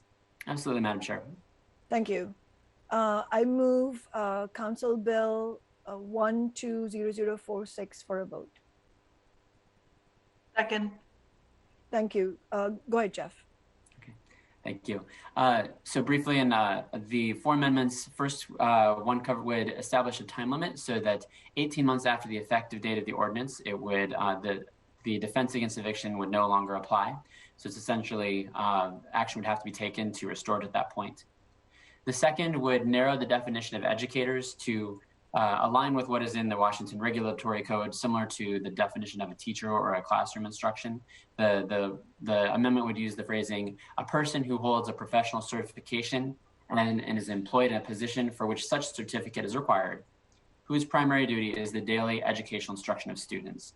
So it's seeking to focus in on those whose regular educational interaction with the students is likely to result in the harm that's greatly outlined in the recitals of the bill, resulting in impacts on student well-being and educational attainment, things like that. The third would establish an exemption for small landlords. Any landlord operating 4 or fewer units would be exempted from this defense against eviction. And lastly, the Fourth Amendment would largely move to mirror what San Francisco has in place so that no fault circumstances would be protected. However, an eviction could proceed if there was failure to pay rent or not complying with the terms of a lease agreement or habitually having to be given notice that those conditions or the payment of rent had to be made. There's some nuance to this bill, which I want to make sure I highlight. For educators, that would be for those who are defined as educators in the bill, they would not have a hardship protection. It would only be if they're a no-fault protection. However, for children and their legal custodians, in a situation where there is non-payment of rent or a regular problem with receiving rent, they could self-declare or self-certify that there had been hardship situations that had prevented them from being able to pay the rent, and therefore they would be able to retain a protection against eviction or raise a defense against eviction. I hope that's helpful, and certainly turn it over to you, Madam Chair, for further questions or comments. Thank you so much, Jeff. First, I would like to ask council members, committee members, if you have any questions about just the base legislation, and then we will, please feel free to ask those questions to Jeff. And after that, we will move into the amendments. So are there any questions? I don't see any, so let's move to the amendments.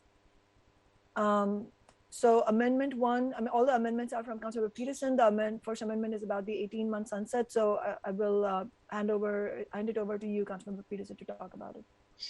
Thank you, Chair Sawant. And I just want to say that I'm in agreement with you generally that these evictions present hardships for children and families, and no one wants to have this disruption that leads to learning loss and instability for children. I would like to see more prevention of evictions, especially due to non-payment of rent during the COVID pandemic. I have voted in favor of numerous tenant protections during the past year, including the winter ban on evictions for low and moderate income residents, free legal counsel for those in need and facing eviction, and the payment plans for those impacted negatively by the COVID pandemic. Before joining City Council, I helped to build and preserve tens of thousands of units of affordable housing, and I worked at the Department of Housing and Urban Development, allocating billions of dollars to address homelessness. I believe providing a more targeted, direct, and efficient solution would be funding the tenant assistance for those in need rather than adding additional regulation at this time that could be legally challenged, because it leaves one party, the provider of the housing, bearing the costs. And so funding rather than regulating would be my preferred approach. However, I see the importance of this legislation, and so my amendments are meant for discussion purposes. I think it's appropriate to have amendments at the committee stage. It took a while to craft a couple of these, so I appreciate your patience in getting these before the committee today. If it's okay with you, Chair, I'll try to move each one, and then we can discuss each one, or have people ask questions on each one. I could take it one by one if you like, Madam Chair. Yes, let's do one by one. Did you want to go ahead and move it, Councilmember Peterson? Yes, thank you, Chair Sawant. So I would like to move. I would like to move to amend Council Bill 120046 as presented in Amendment 1. Is there a second?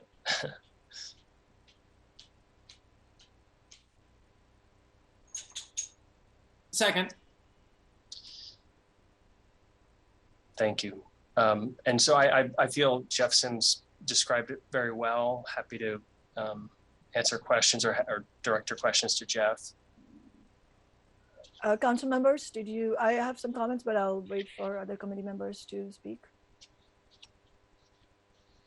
I'm sorry, Jeff, could you remind us on which one the First Amendment is that Councilmember Peterson is bringing?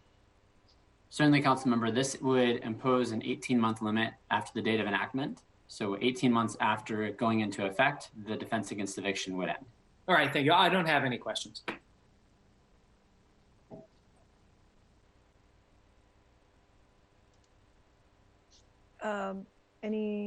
Councilmember Morales, did you have any comments? No, thank you. Okay, I just find this amendment just completely unacceptable. The fact is, I mean, just if you look at the facts, corporate landlords are already gearing up to carry out what economists predict will be a tsunami of evictions once the eviction moratoriums end. I mean, this is not a matter of opinion. This is mainstream economists are predicting that. And we just don't believe that any school kid or educator family should face eviction at any time now or in the future. And by inserting this sunset clause, it's essentially, any politician who supports this amendment would say it's okay for profiteering corporate landlords to resume evicting school children, their families, educators, and public school staff beginning in 2023. I mean, why should it end in 2023? That protection should continue across time. And Councilmember Peterson, you presented this as a benign question of a pilot project that the council would review in 18 months, but the reality is that the council can always review legislation. That is the nature of legislation, and that is the nature of elected legislative bodies. A future legislative body in the city can decide what it wants to do, and council can always pass new amendments changing the laws. And if Councilmember Peterson, if you just wanted this reviewed, you could have proposed adding a whereas clause stating that the council intended to review the legislation after 18 months, which would be fine. this amendment does not require the council to review the issue. That this amendment makes these protections of school children end after 18 months, which they're totally totally different things. Reviewing is totally different than ending the protections in 18 months. And it is by no means neutral, because winning these renter protections, and if we do win, it will have required community organizing and a real momentum by rank and file renters, by unions like the SCA. And when progressive legislation sunsets, that means we will need to wage the same battles again and again and again just to keep from losing what we had won in the past. And in 18 months, in the next 18 months, I want renters and labor unions and community organizations to be building the movement for rent control, for economic displacement, relocation assistance. And what's looming large is the need to cancel COVID debt, both for renters and homeowners, struggling homeowners, and also include struggling landlords and small businesses. So we need all of that. We need an elected civilian oversight board with full powers over the police. We need a Green New Deal. So we face so many crises, including the need for universal health care. It just seems gratuitous that council members would want ordinary people to have to wage the same battle over and over again. So I will be voting no on this amendment, which is a pro-eviction amendment. Chair, may I interrupt? If it's assistance to you, I can share my screen so the public can see the amendments as they come up, but I didn't want to interrupt your comments. That's a really good idea. In fact, I was going to ask you and then I forgot. So thank you so much, Jeff. Sure. And of course, council members, if you want to speak, let me know. Go ahead, Councilmember Peterson. Thank you, Councilmember Swan. You make your points very well, and I wanted this here for discussion purposes. We've had a discussion. We heard from central staff on it. That was the intent, really, to set it up as a pilot. I think I personally view these as substantial changes to the regulatory relationship between housing providers and tenants. If this bill advances out of committee,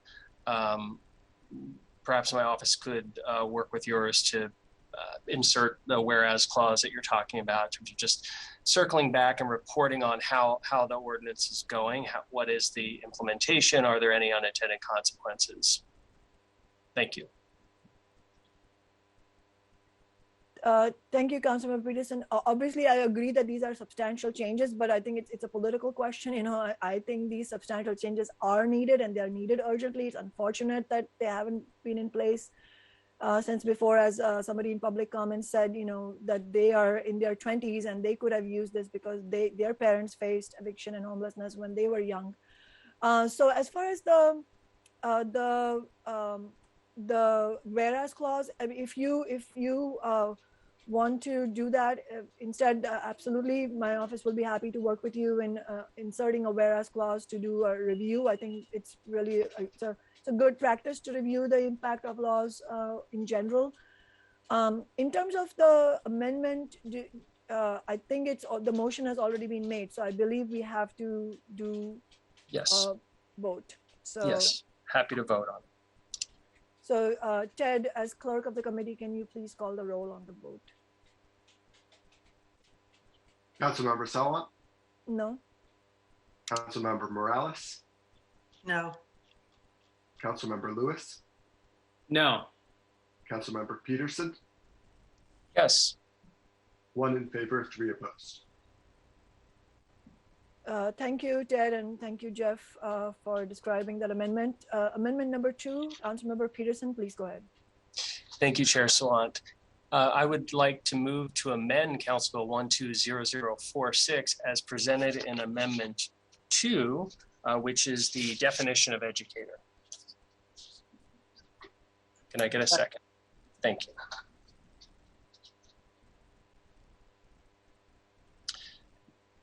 Go ahead, Councilmember. Thank you, Chair Sawant. So as Jeff Sims described this amendment, it is to define, as I understood, one of the intents of this bill was to provide additional protections for educators. And so this defines that as teachers, substitute teachers, and curriculum specialists as defined in the revised Code of Washington state law. It's meant to target this toward teachers. So that is the purpose of this amendment. Happy to answer questions or have Jeff do it. Jeff, did you have anything to add? No, Madam Chair. Thank you. Council members? Go ahead, Councilmember Morales, and then Lewis.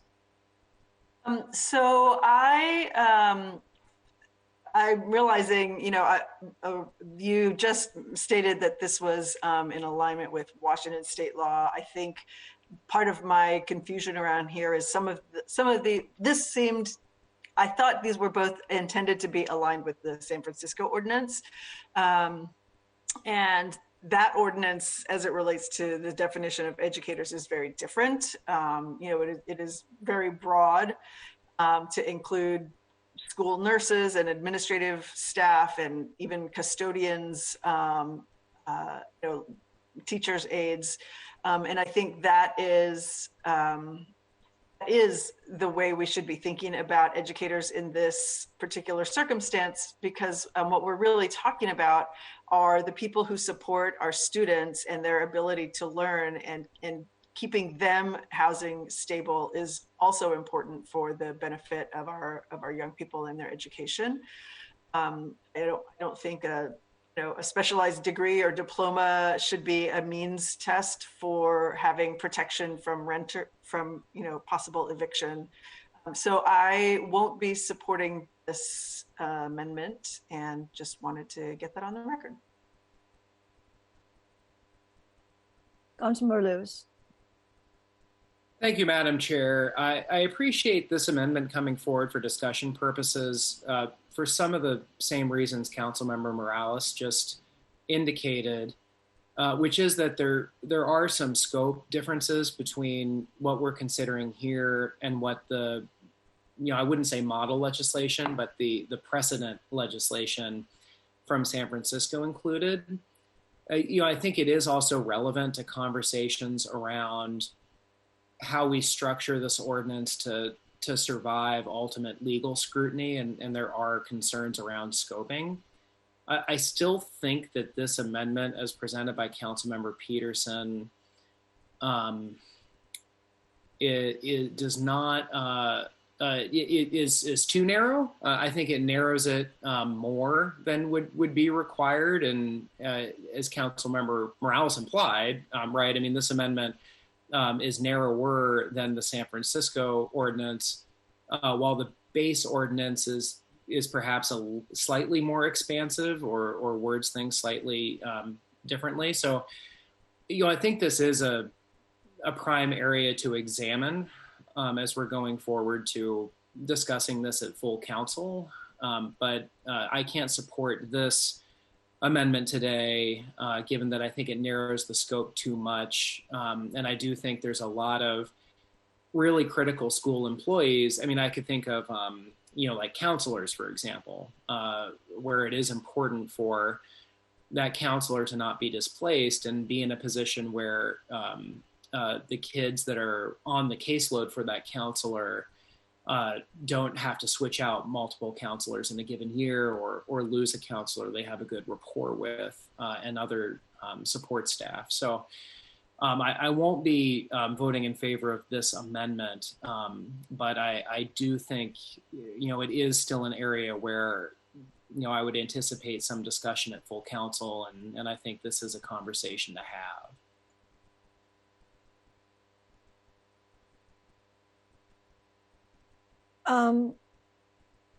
As Councilmember Morales said, the language that we developed for this legislation from my office, we obviously took the San Francisco bill as the starting point, and it was important that that precedent was set in San Francisco. But the point is to take the best examples set by whatever is existing and then make it better where possible. And so if there was a place where the San Francisco bill fails to protect renters, then that should be improved. And obviously we should not make things worse or not. And it's also not acceptable to not try to make it better. So we want to take the best examples set by the San Francisco legislation and make it better where possible. And you know, in this case, we took the San Francisco example, and you know, we examined it for ourselves. We talked with educators and with teachers, that is, and they themselves were very clear. They were 100% clear that you cannot exclude any of the school workers from the protections that this bill offers. I mean, so in that sense, this amendment, in my view, cynically, there's nothing benign about this amendment. It's cynically, and also nothing new. We've seen a lot of examples of this kind of divide and conquer, where some people get protection, some workers get protections and others don't, which sort of, you know, it's writing the demise of the public assistance in the bill for the public assistance itself. And I don't accept that.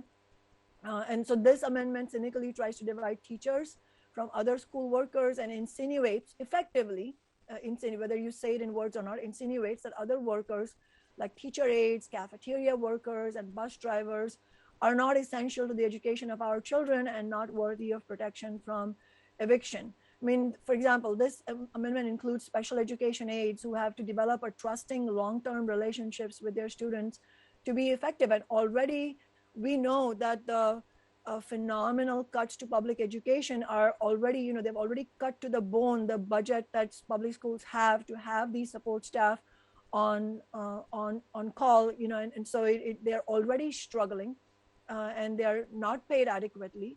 And on top of that, to deny them this protection that other workers or teachers will have, it is just unconscionable. It all excludes translators, for example, who are overwhelmingly educators of color and also who also have families that are struggling to pay rent themselves. And I'm not at all clear what Councilmember Lewis means in terms of, you know, examining this. I mean, I don't know how you would come up with an amendment where you will exclude some and include some, exclude some from protection and include some for protection. I mean, on what basis will council members decide which workers are deserving of this protection and which not? I mean, we know they're struggling. We know public education workers are struggling to pay their rent. That, in fact, in the 2015 teachers strike, and this was not even support staff, this was teachers who are paid better than other workers in the public school system.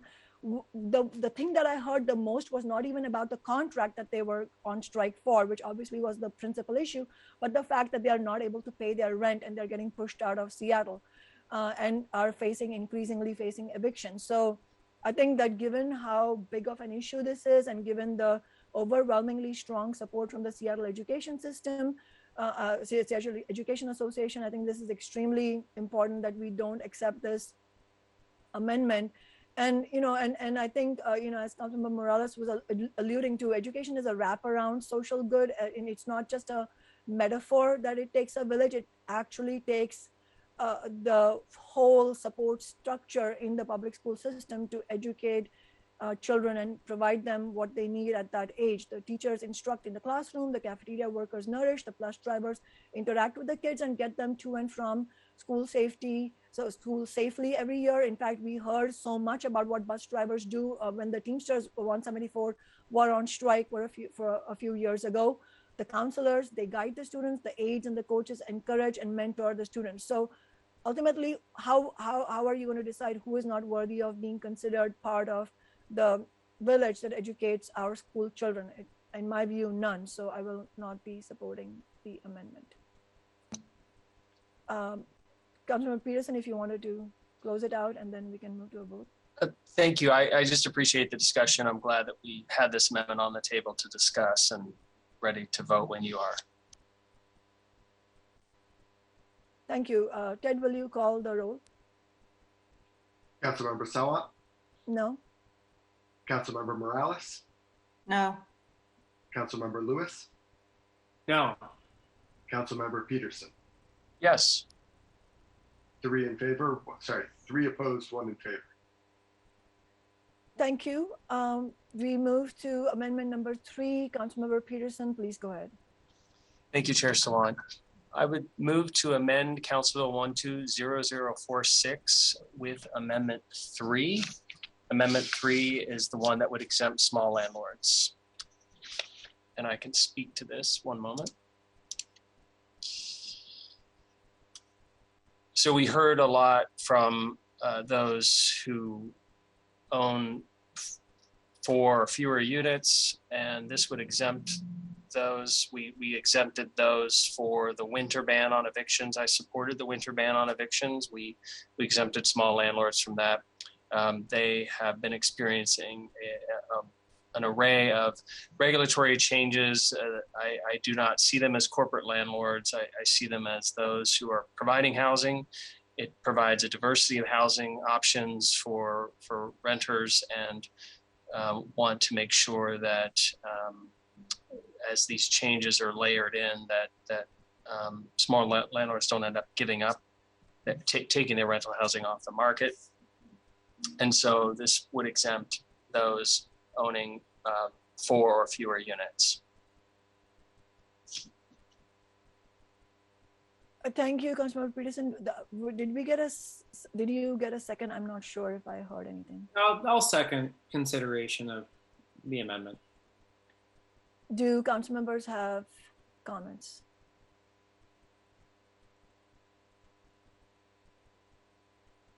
I don't see other committee members wanting to comment. I will comment. I won't be supporting this amendment. This bill is about protecting children and their education and mental health. Children suffer from eviction, particularly during the school year, regardless of who their landlord is. It really, this amendment especially brings to light what Renee said in public comment, where the human rights of renters, and here we're talking about the human rights of children, have to be paramount. So effectively, by supporting this amendment, council members would say that this is to protect small mom and pop landlords, but there's a real problem with that, because in fact, many corporate landlords set up separate companies for each of their buildings and falsely claim that the management company of each of their buildings is their own separate landlord. We have seen this happen over and over again. And in fact, my office gets calls from renters all the time who say they can't figure out who their actual property owner is, which the corporation is, because there's so many layers to the ownership papers, and it's basically a corporate shell game, and it is being deliberately conducted as an underhanded mechanism to use, for big business to use to evade their responsibilities. We have to defend all school families and educators against eviction, not just some. And on the winter eviction ban, I did not support that amendment from Councilmember Peterson. It's unfortunate that other council members supported it, but I don't think we should be replicating what I consider bad precedents. I mean, just because it was passed in the winter eviction ban situation does not mean that council members should again vote. I mean, if you had voted yes on that, it is perfectly fine and correct for you to vote no this time, because we want to protect all children from eviction. So if council members don't have any comments, and I'm watching the Zoom screens, then I will have sorry, Councilmember Peterson, you should close it out. Thank you, Chair Swan. I have no further comment on this proposed exemption. Okay, so Ted, will you please call the roll? Councilmember Sawant? No. Councilmember Morales? No. Councilmember Lewis? No. Councilmember Peterson? Yes. 3 opposed, 1 in favor. Okay, now we have Amendment 4. Councilmember Peterson, please go ahead. Thank you, Chair Sawant. I'd like to move to amend Council Bill 120046 with Amendment 4. Amendment 4 would be, and Jeff will help me out here from central staff, but Amendment 4 essentially would make this proposed new law similar to San Francisco when applying that to the educators. But it would be more, more expansive than the San Francisco law. It would remain more expansive for the children and their families who are students. So I'd like to ask for a second to discuss this.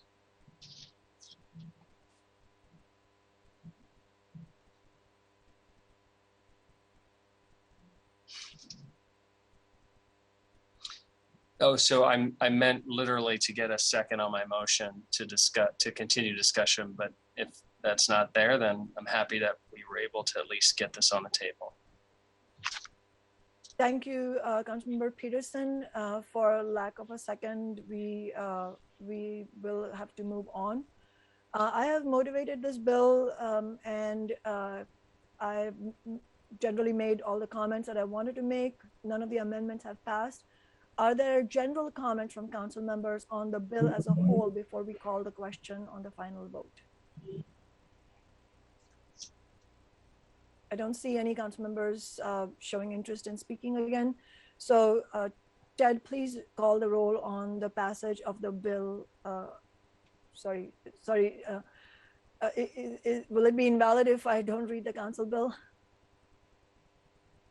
It was read into the record at the beginning of this discussion. Okay, go ahead then. Councilmember Sawant? Yes. Councilmember Morales? Yes. Councilmember Lewis? Yes. Councilmember Peterson? No. 3 in favor, 1 opposed, which is a divided report. So this would be scheduled to go to the City Council meeting on June 7th. Okay. Thank you, council members, for engaging in that discussion. And thank you, Jeff, for the very well laid out information. Really appreciate the work of central staff always. And as Ted indicated, this bill, which just passed through committee, will head to the City Council for a final vote on Monday, June 7th. Our next agenda item is the right of first refusal for renters facing eviction. I will begin by reading it into the record. It is Council Bill 120090, an ordinance relating to new residential rental tenancies, giving a tenant a right of first refusal of a new tenancy after the expiration of a tenancy for a specified time, requiring a landlord to have just cause for declining to give a tenant the right of first refusal, requiring notice in advance of asserting just cause, creating a private right of action for the tenant, providing a defense to eviction when a landlord fails to give a tenant a right of first refusal, allowing a tenant to rescind a termination agreement, and amending section 7.24.030, 14.08.050, and 22.206.160 of the Seattle Municipal Code. As I mentioned earlier, this is the legislation jointly sponsored by my office and Councilmember Morales and co-sponsored by Councilmember Lewis. I'll say a few words and then invite Councilmember Morales, who is a joint prime sponsor, and Councilmember Lewis, who's also co-sponsored, to state some introductory remarks. This issue has been discussed for the last 3 meetings of this committee, and through those discussions and technical feedback, it has become clear that what renters really need in these situations is the right of first refusal, where a landlord is required to give the current tenant the first chance to sign a new lease before offering that lease to any other tenant, prospective tenants, unless there is a just cause for eviction. Renters need a new lease long before there's any question of eviction. Few renters, this is just reality, few renters who are told by their landlord that they will not have their lease renewed will refuse to leave just because Seattle law says that they cannot be evicted in that situation. Because in real life, renters, working people who are struggling on different fronts would start looking for a new place to live, even if they know that it is unjust and they cannot be evicted, because they understandably do not feel confident to have to potentially fight it out in court. Our new bill puts the right of first refusal into the part of Seattle's law, which is chapter 7.24 of the Seattle Municipal Code, that the Seattle Department of Construction Inspections has the power to enforce. That means that if a landlord does not offer a new lease and does not have a just cause 60 to 90 days before the end of the lease, then the Department of Construction and Inspection has the power to follow up, investigate, and tell the landlord that they either need to offer a new lease or present a just cause not to. SDCI can issue a citation or a notice of violation and start issuing fines if a landlord refuses to follow the law. And all this can happen before the lease ends. So ideally, these issues can be resolved and the renter can get a new lease without anyone going to eviction court. Just a few other details. The bill also includes a private right of action so that renters do not solely need to rely on SDCI to enforce their rights. It includes a provision in Seattle's Just Cause Eviction Ordinance that states that a landlord may not bring the tenant to eviction court if that landlord has failed to follow this right of first refusal law. In other words, if the landlord does not follow the right of first refusal law, then they cannot turn around and benefit from the law by evicting someone. This is consistent with other parts of Seattle's Just Cause law that enforces the duties of landlords. For example, a landlord may not evict a renter from a unit that is not registered as a rental housing unit in Seattle. The bill also creates structures for when and how a mutual termination agreement can be rescinded, and the bill amends Seattle's first-in-time law to clarify that the first-in-time provisions are only relate to searching for a new tenant, so they take effect only after someone does not agree to renew their current lease. I really appreciate the work of Roger Wynn and Clara Park from the City Attorney's Office, the work of Asha Venkatraman from the City Council Central Staff, who's also here with us today to answer questions, and Ted Verdone and Devin Silvernail from my office and Councilmember Morales' office for working to get this legislation ready for introduction last week and over the weekend. So I'll open it up for Councilmember Morales and then Councilmember Lewis. Please go ahead. Thank you.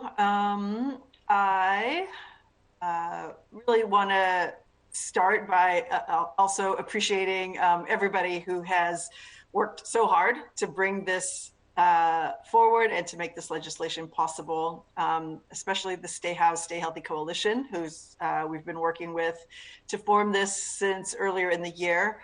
I specifically want to thank representatives from the Housing Justice Project, El Centro de la Raza, Washington Can, Be Seattle, WABLOC, the LGBTQ Allyship, Transit Riders Union, Tenant Union of Washington, Real Change, Share the City, and lots of landlords with Solid Ground and Lehigh, and so many others who have helped really pull this together. And also want to thank my staff member, Devin Silvernail, who's really been a rock star shepherding all this through. And thank you to Councilmember Lewis for always supporting this push from our office to expand protections, and to Councilmember Sawant for agreeing to jointly sponsor this.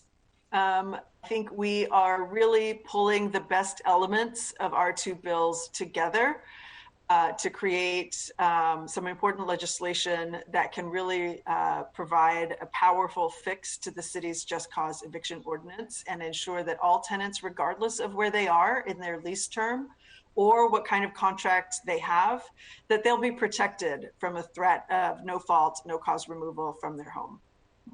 As Councilmember Sawant noted, the new bill provides tenants a right of first refusal to either stay in their home on a new lease, or for a new month-to-month agreement, or to voluntarily leave on their own, and also allows landlords to pursue a removal.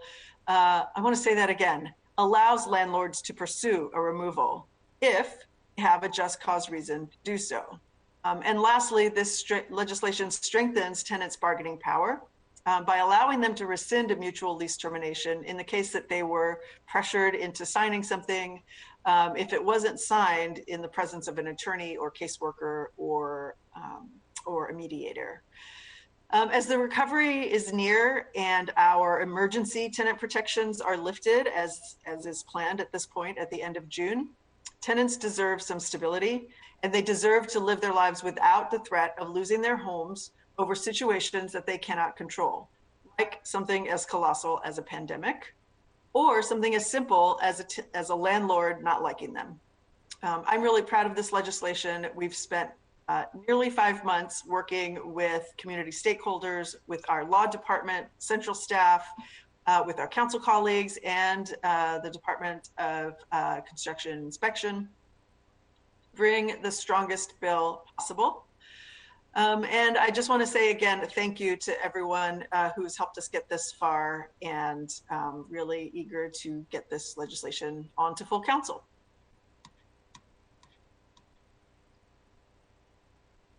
Councilmember Lewis, go ahead. Thank you, Madam Chair. I will be brief in my comments here. I appreciate the chance to co-sponsor the successor legislation to the earlier pair of bills dealing with functionally the same issue in slightly different ways. and appreciate that this new composite bill responds to recent changes in state law and extensive advice from our legal department to make sure that this protection will tangibly and effectively protect renters from facing what we know is coming and has been characterized by Madam Chair as a tsunami of coming evictions, and really making sure that we have all of the protections of the Just Care Ordinance in place, or sorry, of the Just Cause Ordinance protections in place. Not that Just Care isn't also important in related issues around housing insecurity and homelessness, but making sure we have all the protections of our Just Cause Ordinance in the event right now of the termination of a lease and that gap between the termination of a lease and the entry of a new one. I want to take advantage of this opportunity to address a couple of concerns that my office heard from a group of small landlords who we made time to talk to yesterday to hear a number of different issues they had with the legislation and a number of potential concerns. I mean, we're going to have to agree to disagree on a number of different areas, including passage of the underlying bill. But I did want to at least clarify some of the concerns that were aired and do it on the record here. Parker Dawson on my staff will also be distributing those comments or this response in writing. So the first one was there was concern that we are passing a regulation that is impacting landlords in the private sector, but exempting landlords who are based in social housing or low-income housing. Central staff could correct me if I'm wrong here, but there is no such carve-out. These just cause protections impact people regardless of the type of housing, the nature of housing providers. So if you are a low-income housing provider, you're still covered by the just cause eviction. You're still covered by this new bill, Council Bill 120090. So this is not just targeting folks who are on the private rental market. And Asha, could you maybe confirm that? Sorry, maybe I should just move the bill, and then because I feel like we're moving into discussion, we just totally. Oh, I'm sorry. Yes. No. That's not a problem at all. Let me just, for the record, do it, and then we can start the discussion. I move Council Bill 120090. Second. Thank you. Yes, please go ahead, and Asha, please introduce yourself for the record and begin. Afternoon, council members. Asha Venkatraman with your council central staff. Yes, Councilmember Lewis, that is my understanding of this bill. There aren't any carve-outs for any specific types of landlords, including social service providers or affordable housing providers. Appreciate that. So I do just want to make that clear. You know, we're holding the private sector to the same standards that we hold providers that receive public subsidy. The important thing is to make sure that everyone can be a renter with dignity, and of course we know that publicly subsidized landlords can be problematic too in some cases. So I certainly want to just make that clear in terms of the scope. There were also concerns about how this interacts with House Bill 1236. Katie Wilson from the Transit Riders Union did a good job in public comment, I think, addressing this. But just to put that on the record and echo Katie's statements, the council bill before us deals with the prospective successor tenancy rather than deals with continuing and providing just cause protections at the end of the current tenancy that lapses and continues. Katie said it more eloquently earlier, so I'll rest mostly on citing her public comment statement, but did just want to state that on the record that this is categorically distinct and looking forward to offers of entering into a successor tenancy and tendering an offer and a right of first refusal to an offer to start that new successor tenancy. Finally, Council Bill 120090 does allow landlords who are occupying the premises, as per the current just cause ordinance clause, to state that as a reason to decline to offer a right of first refusal new tenancy. So if you live in the same unit, like if you're renting the bedroom next to your bedroom in your own house, you would still be able under this ordinance to state that cause in not making the first refusal offer. So in essence, that does mean that this does not apply to circumstances where you're essentially, roommates with someone and you're like renting the bedroom because it's an owner-occupied kind of situation, because that is one of the existing just causes in the ordinance. And I might let Asha jump in if she wants to. It looks like you wanted to maybe clarify something there, or. Yeah, I just clarify so the bill itself does apply. So the notice requirements around those apply, but you can assert the just cause of shared occupancy.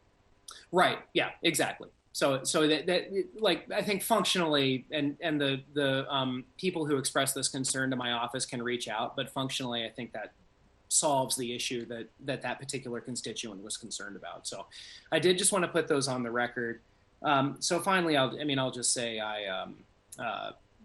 having put on the record those concerns that I did hear from folks yesterday, state, of course, that I am comfortable voting for this bill without any further additions to it. I'm proud to co-sponsor this legislation, and I will just rest my comments there.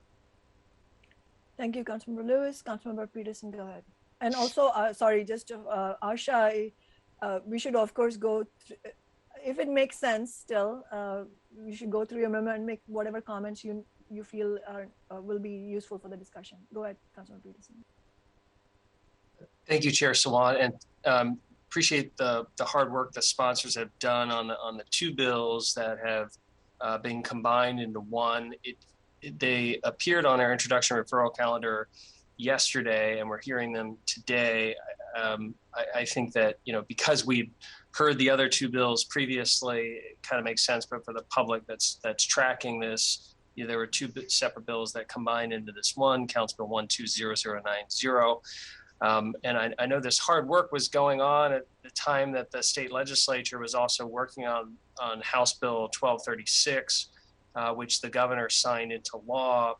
It's my view that the state law preempts this, and I personally think it's pretty clear.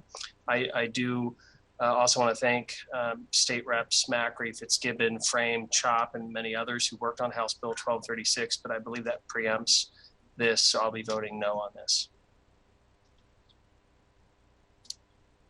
Councilmember Lewis and Councilmember Morales.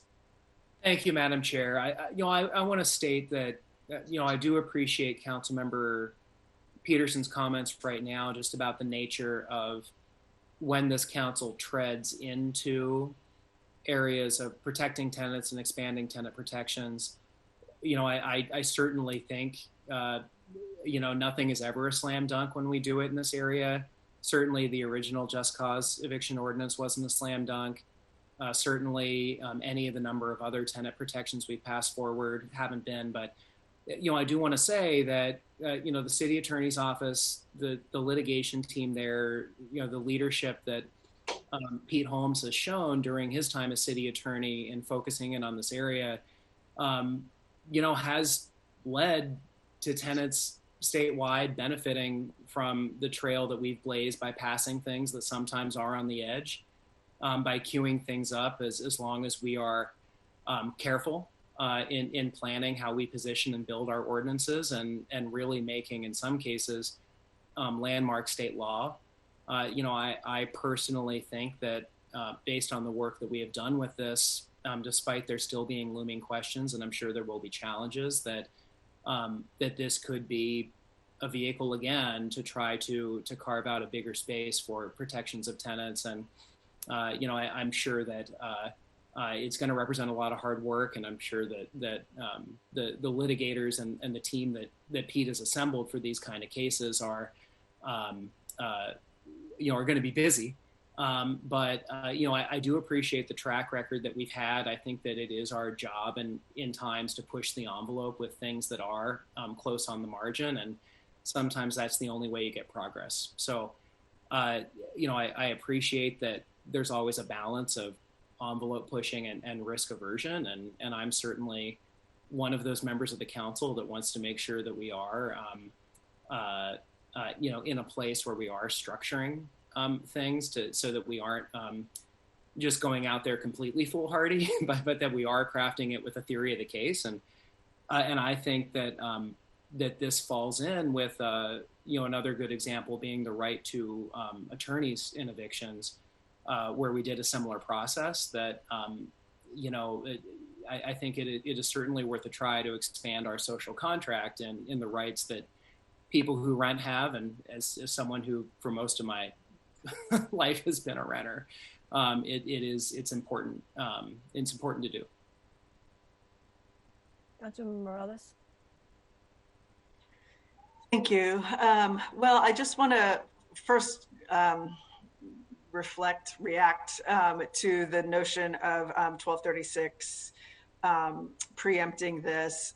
Our understanding, and we've had lots of conversations. I had a conversation with Representative Macri last week, is that the intention was to allow for municipalities not to be preempted with that language, and they were very careful about trying to craft it in such a way that municipalities would not be preempted. So, and as Councilmember Lewis said, I think we have to balance our own risk aversion, candidly, with some of the risk aversion coming from our landlords as well. In public comment, we heard a lot from landlords referencing this UW study from 2018, for example. And one of the things that study revealed is that there is just a general rejection from the landlord community of ordinances that are intended to provide protections.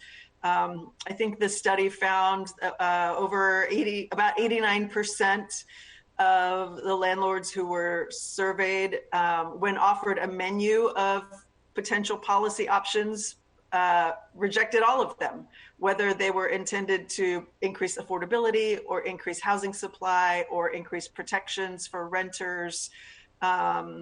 And we know that we are still in a housing crisis, so we have to do these things because we have a lot of people who are at risk of experiencing homelessness, who can't afford to find a place to live in this city, whose communities are being disrupted because they're getting pushed out. So, I think on balance, we have to understand that that some people just don't like change. Some people are fearful, and we can certainly have a conversation. It sounds like all of us have had conversations with small landlords and understand that there is some resistance, but we also know that people need to be safe in their homes and to be protected from getting pushed out. So I feel very confident and comfortable moving forward with this, and I look forward to voting yes. Thank you, Councilmembers Morales and Lewis. I will just add my points and just to concur with what Councilmember Morales just said. When the Democrats in Olympia passed House Bill 1236, they promised that it would not preempt the cities across the state from passing stronger rental protections. And in fact, the same legislators that Councilmember Peterson cited told us that House Bill 1236 did not preempt local action, and both the Senate and the House, as a matter of fact, rejected amendments that would have made preemption explicit. So that legislative record is clear, it's undisputed. But days after it was signed into law by the governor, the courts ruled that it has preempted Burien from having stronger renter protections. This is another example of how many obstacles working class people have to face to win just the bare minimum just laws. And my office has worked closely with attorneys to prepare legislation that avoids the legal problems faced by Burien's just cause law. And we've had we have had two offices doing this. Obviously, there are never any guarantees. The question is, are we prepared to fight? And it's not a neutral question by any means. I mean, council members talk about risk aversion. I mean, think about the enormous financial precipice that working people are always under, especially the vast majority of renters who are struggling. Every month is filled with enormous amounts of risk, but it's not of their own making. It's because that's how life is under this system for most people. And it's our job to make it easier for them. And also our job to understand that actually not all the landlords who are saying that they are facing problems we saw this today. I mean, some of the people who said they are small landlords are actually representatives of large real estate corporations. But yeah, as Councilmember Morales also said, we've talked to many small landlords. In fact, some landlords have small landlords have signed our petitions for renters' rights because they agree that the human rights of renters, especially families with children, comes first. So I also feel comfortable moving ahead with the vote, unless Councilmember Peterson, I mean, obviously if council members want to say anything more, it's totally fine. Okay, I'm not seeing any council members wanting to speak, so I will have Ted Verdone from my office call the roll on the passage of the bill. Oh, but we haven't had Asha's memo. I just remembered again. Asha, did you want to go ahead? Yeah, so I wasn't able to prepare a memo in time for committee today. And so you just have the text of the bill in front of you. I think Chair Salant, you had talked through the main provisions of that bill. So I don't think there's anything you missed in terms of the main provisions. So unless there are specific questions that I can answer, I won't repeat what you've already described. Okay, thank you, Asha. I appreciate that. Ted, will you please call the roll on this bill? Councilmember Sawant? Yes. Councilmember Morales? Yes. Councilmember Lewis? Yes. Councilmember Peterson? No. 3 in favor, 1 opposed. So like the previous bill, that's a divided report, and it will go to the City Council meeting on June 7th. Thank you, Ted, and thank you, council members. Before we close out this agenda item and go to the next one, I wanted to especially acknowledge the community members who are part of our growing renters' rights movement, who have began discussions with us more than 2 years ago when the Federal Way Renters, with the leadership of organizations like the Washington Community Action Network, began working on protecting the just cause rights of renters in that city, and who built on the foundation of and the renters who also built on the foundation of our winter evictions ban victory last year and our right to counsel victory this spring to bring this bill to where it is today. Also, back in 2019, some who are watching this might recall, our office worked with tenants who were facing eviction in exactly this kind of situation. We organized a very prominent press conference and a community petition to reverse the landlord's attempt to render the tenants homeless. Those tenants happened to live in Skyway, but it reignited, or at least helped reignite the movement conversation in Seattle about closing the just cause loophole, which we are finally able to do with this legislation. And also, by the way, I'm happy to report that right after we did that press conference, the landlord rescinded their attempts to evict the tenants. Among movement members who deserve recognition, and there are many, I wanted to note the 685 community members who signed our Just Cause petition in recent weeks, and the community members who spoke out at our 2 previous committee meetings. SEA member Matt Maley, SEA member Bruce Jackson, Be Seattle activist Ariana Loriano, tenants union organizers Julissa Sanchez and Terry Anderson, small business owner and renter Shirley Henderson, homeowner Jordan Van Vost, speaking on behalf of his brother, who is a member of the disabled community and who is a renter and who was facing exactly a similar situation. Starbucks barista Star Willie, Chateau apartment tenant activist Renee Gordon, drivers union and stagehands union member Jake Laundrie, renter and union member Sean Butterfield, and he's a member of the SEIU 775, Bookworkers Union co-founder Jacob Shear, UAW 4121 organizer Sharon Crowley, and renter Anna Maria Campoy. These are some of the many people who work to bring this legislation to fruition, and I'm happy that we have been able to vote on this in committee. Our final agenda item is Council Bill 120077, the legislation from Councilmember Morales' office, which I support and have co-sponsored, to create a defense against eviction for renters facing rental debts during the COVID emergency. I'll just read it into the record and then turn it over to Councilmember Morales to motivate it. This is Council Bill 120077, an ordinance relating to the termination of residential rental tenancies, providing a defense to eviction for rent due during the city's COVID-19 civil emergency, and amending section 22.206.160 of the Seattle Municipal Code. Councilmember Morales, please go ahead. Thank you so much, Chair Sawant. I want to just start again by thanking all the organizers and members of the Stay Housed, Stay Healthy Coalition for continuing to push us to increase tenant protections and for holding all of us accountable to the renters in our city. According to the National Equity Atlas COVID rent debt study for King County renters owe an average of $4,900 in back rent, and that's the highest in Washington state. And in King County, we have an estimated 44,000 households who were facing financial hardship that's been brought on by COVID. That's more than double any other county in the state. And here's what we know. We know that over a third of Black, Latino, and Native communities are burdened with rent debt.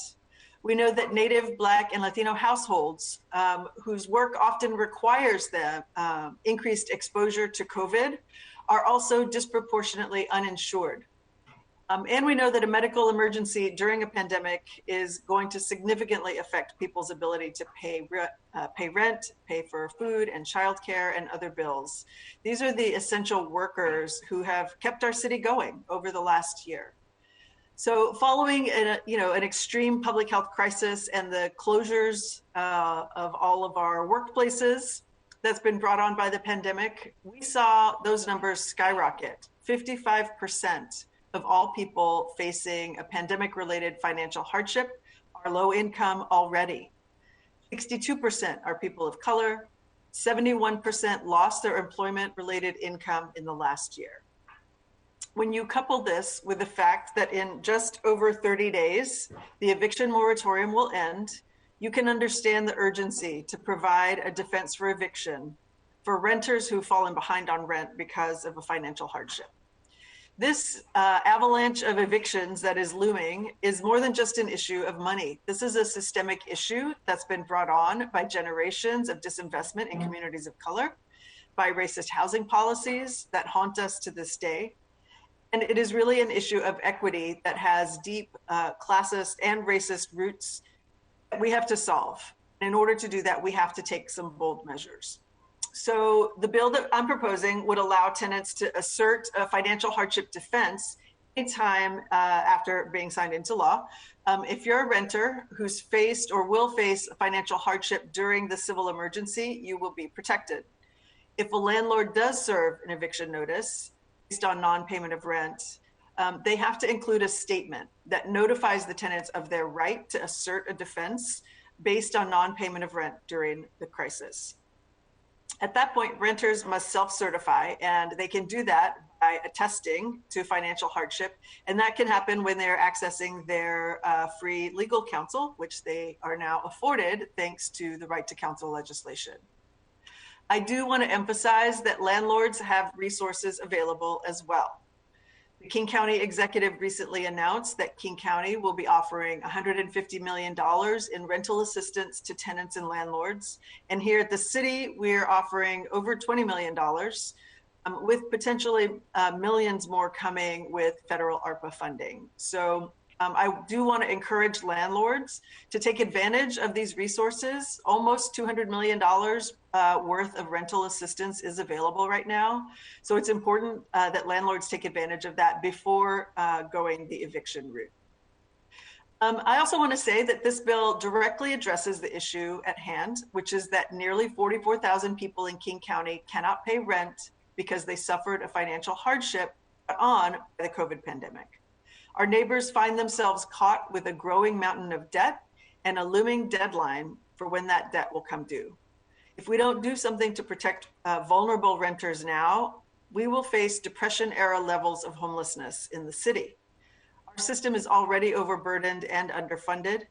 And if even a quarter of the renters who currently owe rent fall into homelessness, our entire system could collapse.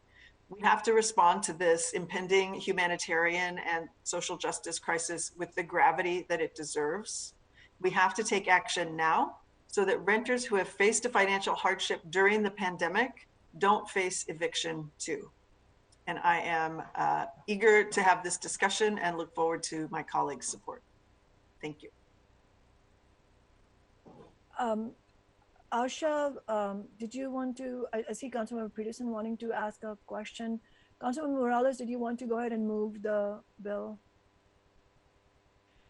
I move that we pass Council Bill 120077. Second. Okay, maybe we should take Councilmember Peterson's question. I think it's something you might be able to answer, Asha. Go ahead, Councilmember Peterson. Thank you, Chair Swan. I would love to hear from Asha first, and then I can, I'll probably direct my question to Asha if she doesn't answer it already in her presentation. Okay, thank you. Asha Venkataraman with your Council Central staff. So I'll just go briefly through the memo on Council Bill 120077. As Councilmember Morales mentioned, this creates a defense to eviction if the tenant was not able to pay rent during the civil emergency because they suffered financial hardship. And the basis for the eviction is the failure to comply with a 14-day notice to pay or vacate, or the tenant failed to pay rent and that resulted in 4 or more pay or vacate notices within a 12-month period. It would require that any notice to terminate the tenancy contains a statement that notifies the tenant of their right to use that defense. And it also requires that as long as, oh, sorry, it doesn't require that, but the effect of the defense is that as long as the tenant remains in the rental unit during the emergency, their defense to eviction based on non-payment of rent applies. And so if it turns out, if the tenant failed to pay rent at any other time, so outside of the COVID-19 emergency, they could still be liable for eviction on the failure not to pay rent during that time period, just not during the COVID-19 emergency. I'd note that this bill does provide a defense, but it doesn't mean that the tenant themselves are not liable for the rent due, just that they can't be evicted based on that. So a landlord would be able to sue them to collect rent in a separate civil proceeding, just not through the eviction proceeding. In comparing this with the current eviction protections, a question that's come up is how this is different than what the current eviction protections do, given that we have both a state and city level moratorium on evictions at the moment based on a variety of reasons for eviction, but also the failure to pay rent, as well as a bill that this council passed last year that provides a defense to eviction for 6 months after the end of the civil emergency. And the distinction here is really about what what it is that the bills are preventing. So the moratorium, the 6-month defense after the civil emergency bill, those are all about the timing of the physical removal of the tenant.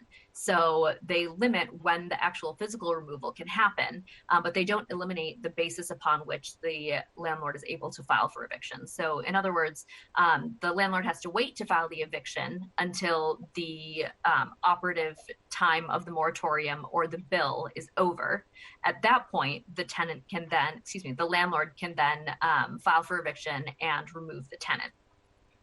In this case, it's not the applicability of the timing of the defense that is at issue, but rather the basis for the eviction itself. And so in the existing protections, the basis for eviction remains. If the tenant failed to pay rent during the time the moratoria or the bill, the 6-month defense was operative, that failure to pay rent is still the basis of eviction at the end of those, when those protections expire. For this bill, there is no time at which the ability to assert the defense itself expires.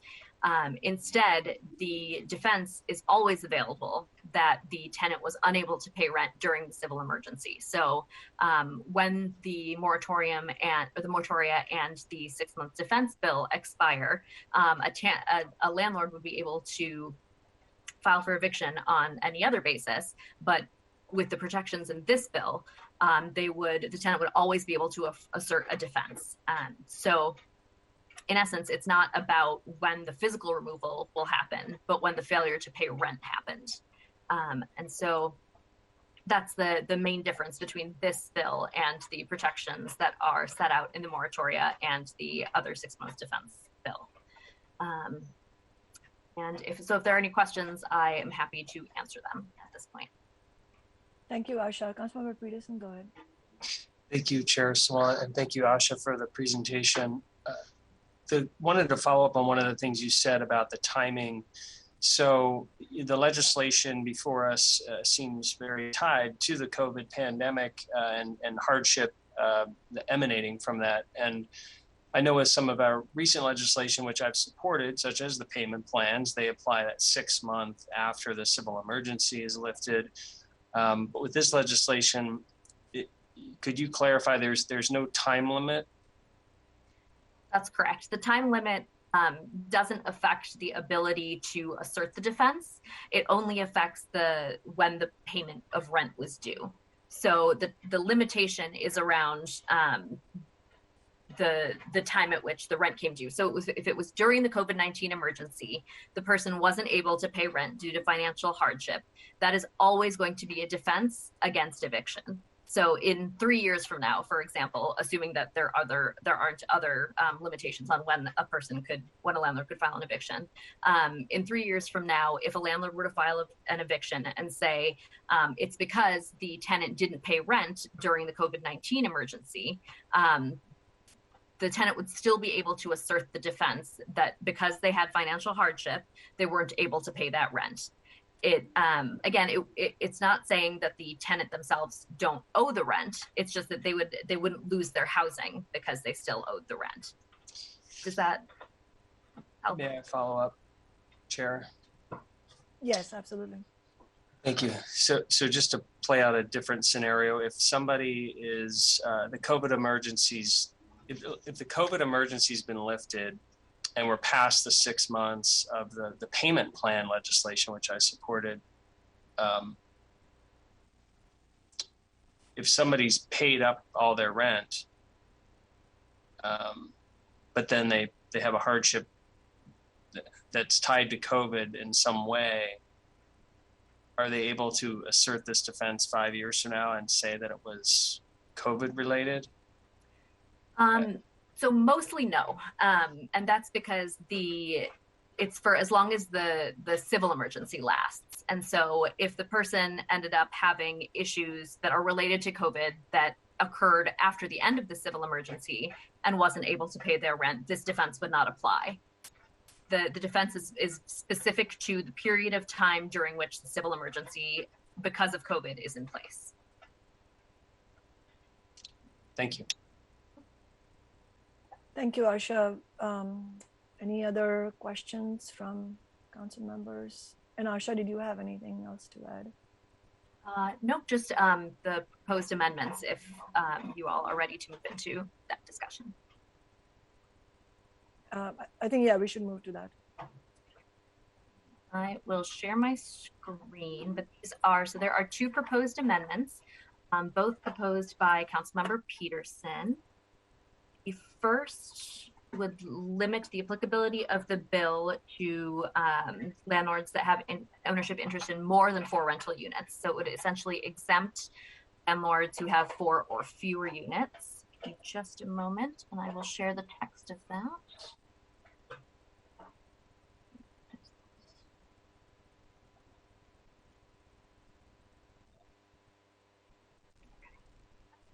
you all see that? I can't tell if it's shared properly.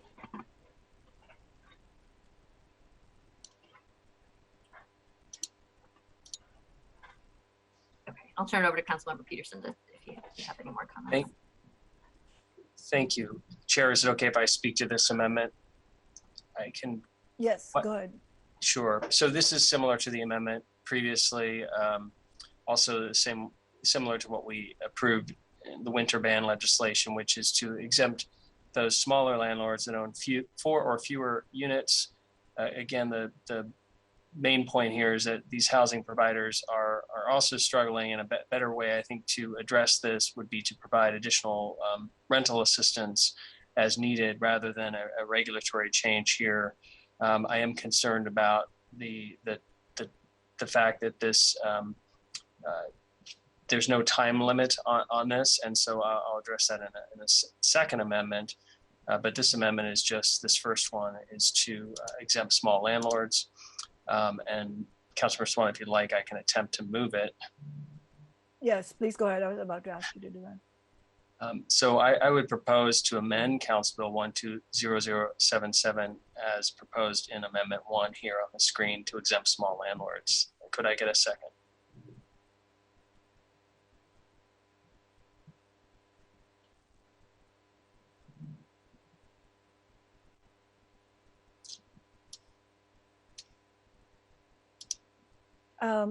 Seems like we're not getting a second. Councilmember Peterson, are you okay moving to your second amendment? Yes. Thank you, Asha, for showing the second one.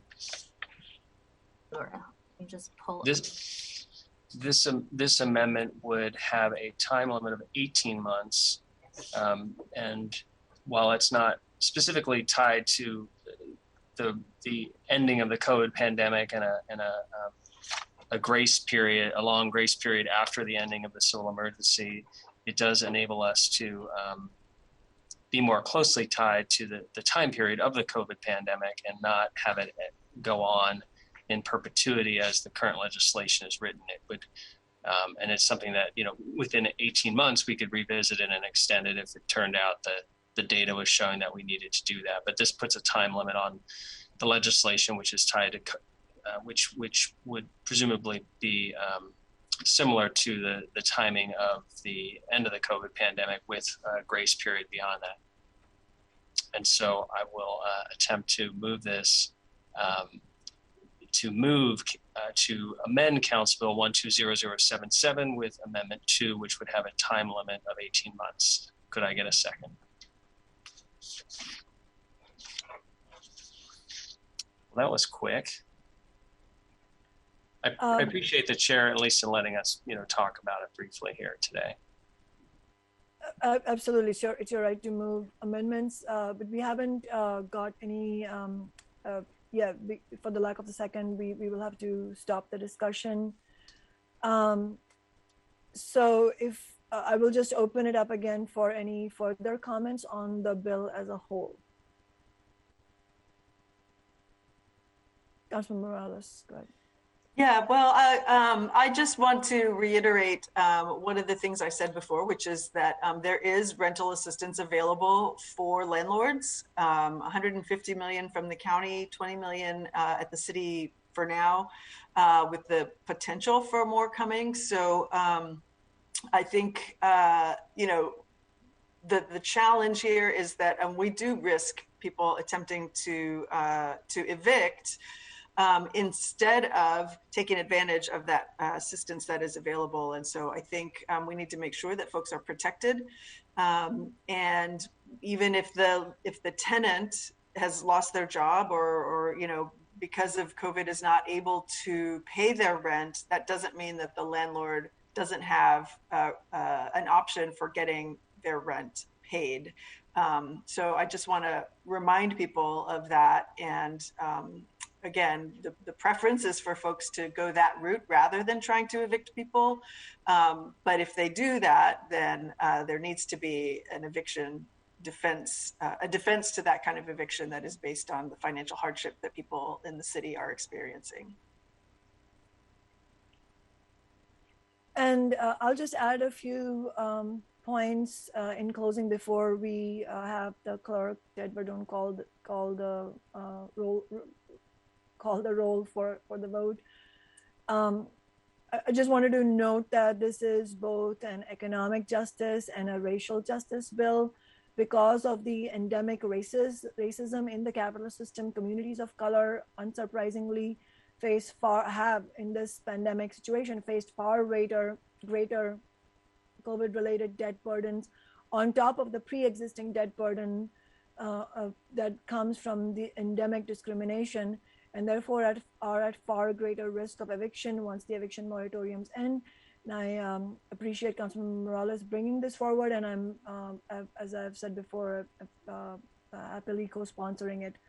Last September, just on the question of the racial justice issue, last September, industry analyst apartmentlist.com reported that 31% of renters had unpaid rent. And the report went on, quote, "The share of white renters with unpaid rent is well below the overall rate at 24%. Meanwhile, Black and Hispanic renters are far more likely to owe unpaid rent with rates of 48% and 41% respectively," end quote. I mean, these are again, you know, this is a real estate website analyst that has conducted this study, and these numbers are dire overall, having 31% of renters with unpaid rent. And on top of that, if you break it down by the racial demographic, how acutely the Black and Latino communities are facing this crisis of unpaid rent, which is basically rental debt, is just stunning. And while supporting this legislation, I think we also need to be clear that, as Asha explained, it doesn't eliminate debt, which is crushing working class households. We all know that is happening. And that's where the tsunami of evictions is going to come from. I think community members would agree with me that we have to build on this by actually also going ahead and fighting for debt cancellation and rent control. By debt cancellation, I mean cancellation of rental, mortgage, and utility debts for households who have lost money and been financially devastated due to the COVID pandemic. And yes, by mortgage debt cancellation, I'm including the cancellation of mortgage debt for struggling landlords. Obviously, it also includes struggling homeowners, you know, in the middle class and the working class, who we know in the Great Recession in the fallout of the Great Recession in 2008 meant that in 2011 America had just a stunning foreclosure crisis with at least 6 million foreclosures happening. And who was it? It was working class people, middle class people who lost their homes. And this is what happens under capitalism. The big banks got bailed out, and ordinary people got sold out. And I think that principle applies to the question of canceling debt this time around, because when we say cancel debt, who is going to pay for that debt? It has to be not working people and renters and struggling small businesses or small landlords, but it has to be the real estate corporations. It has to be big banks that underwrite real estate deals. It has to be property management corporations and big landlords. So it's really important for the committee to be considering this bill. And so I would invite Ted to please call the roll.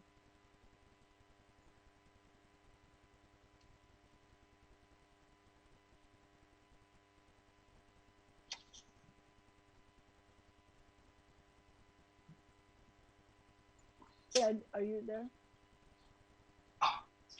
Yes, sorry, I was muted. Councilmember Selron. Yes. Councilmember Morales. Yes. Councilmember Lewis. Yes. Councilmember Peterson. No. 3 in favor, 1 opposed. So again, it is a divided report, and this legislation will go to the City Council meeting on June 7th. Okay, thank you, council members, for engaging in the committee. And Ted, am I right that all the bills are now, because they were divided reports, are going to the full council on June 7th? Yes. Okay, thank you very much. I appreciate all committee members, all the community members who've engaged today and before in previous committees. Thank you, Asha and Jeff from Central staff, and really appreciate Jonathan Rosenblum and Ted Verdone from my office for helping through this committee. If there are no further comments, I will go ahead and adjourn the meeting. I don't see any, so I will adjourn the meeting. Thank you, council members.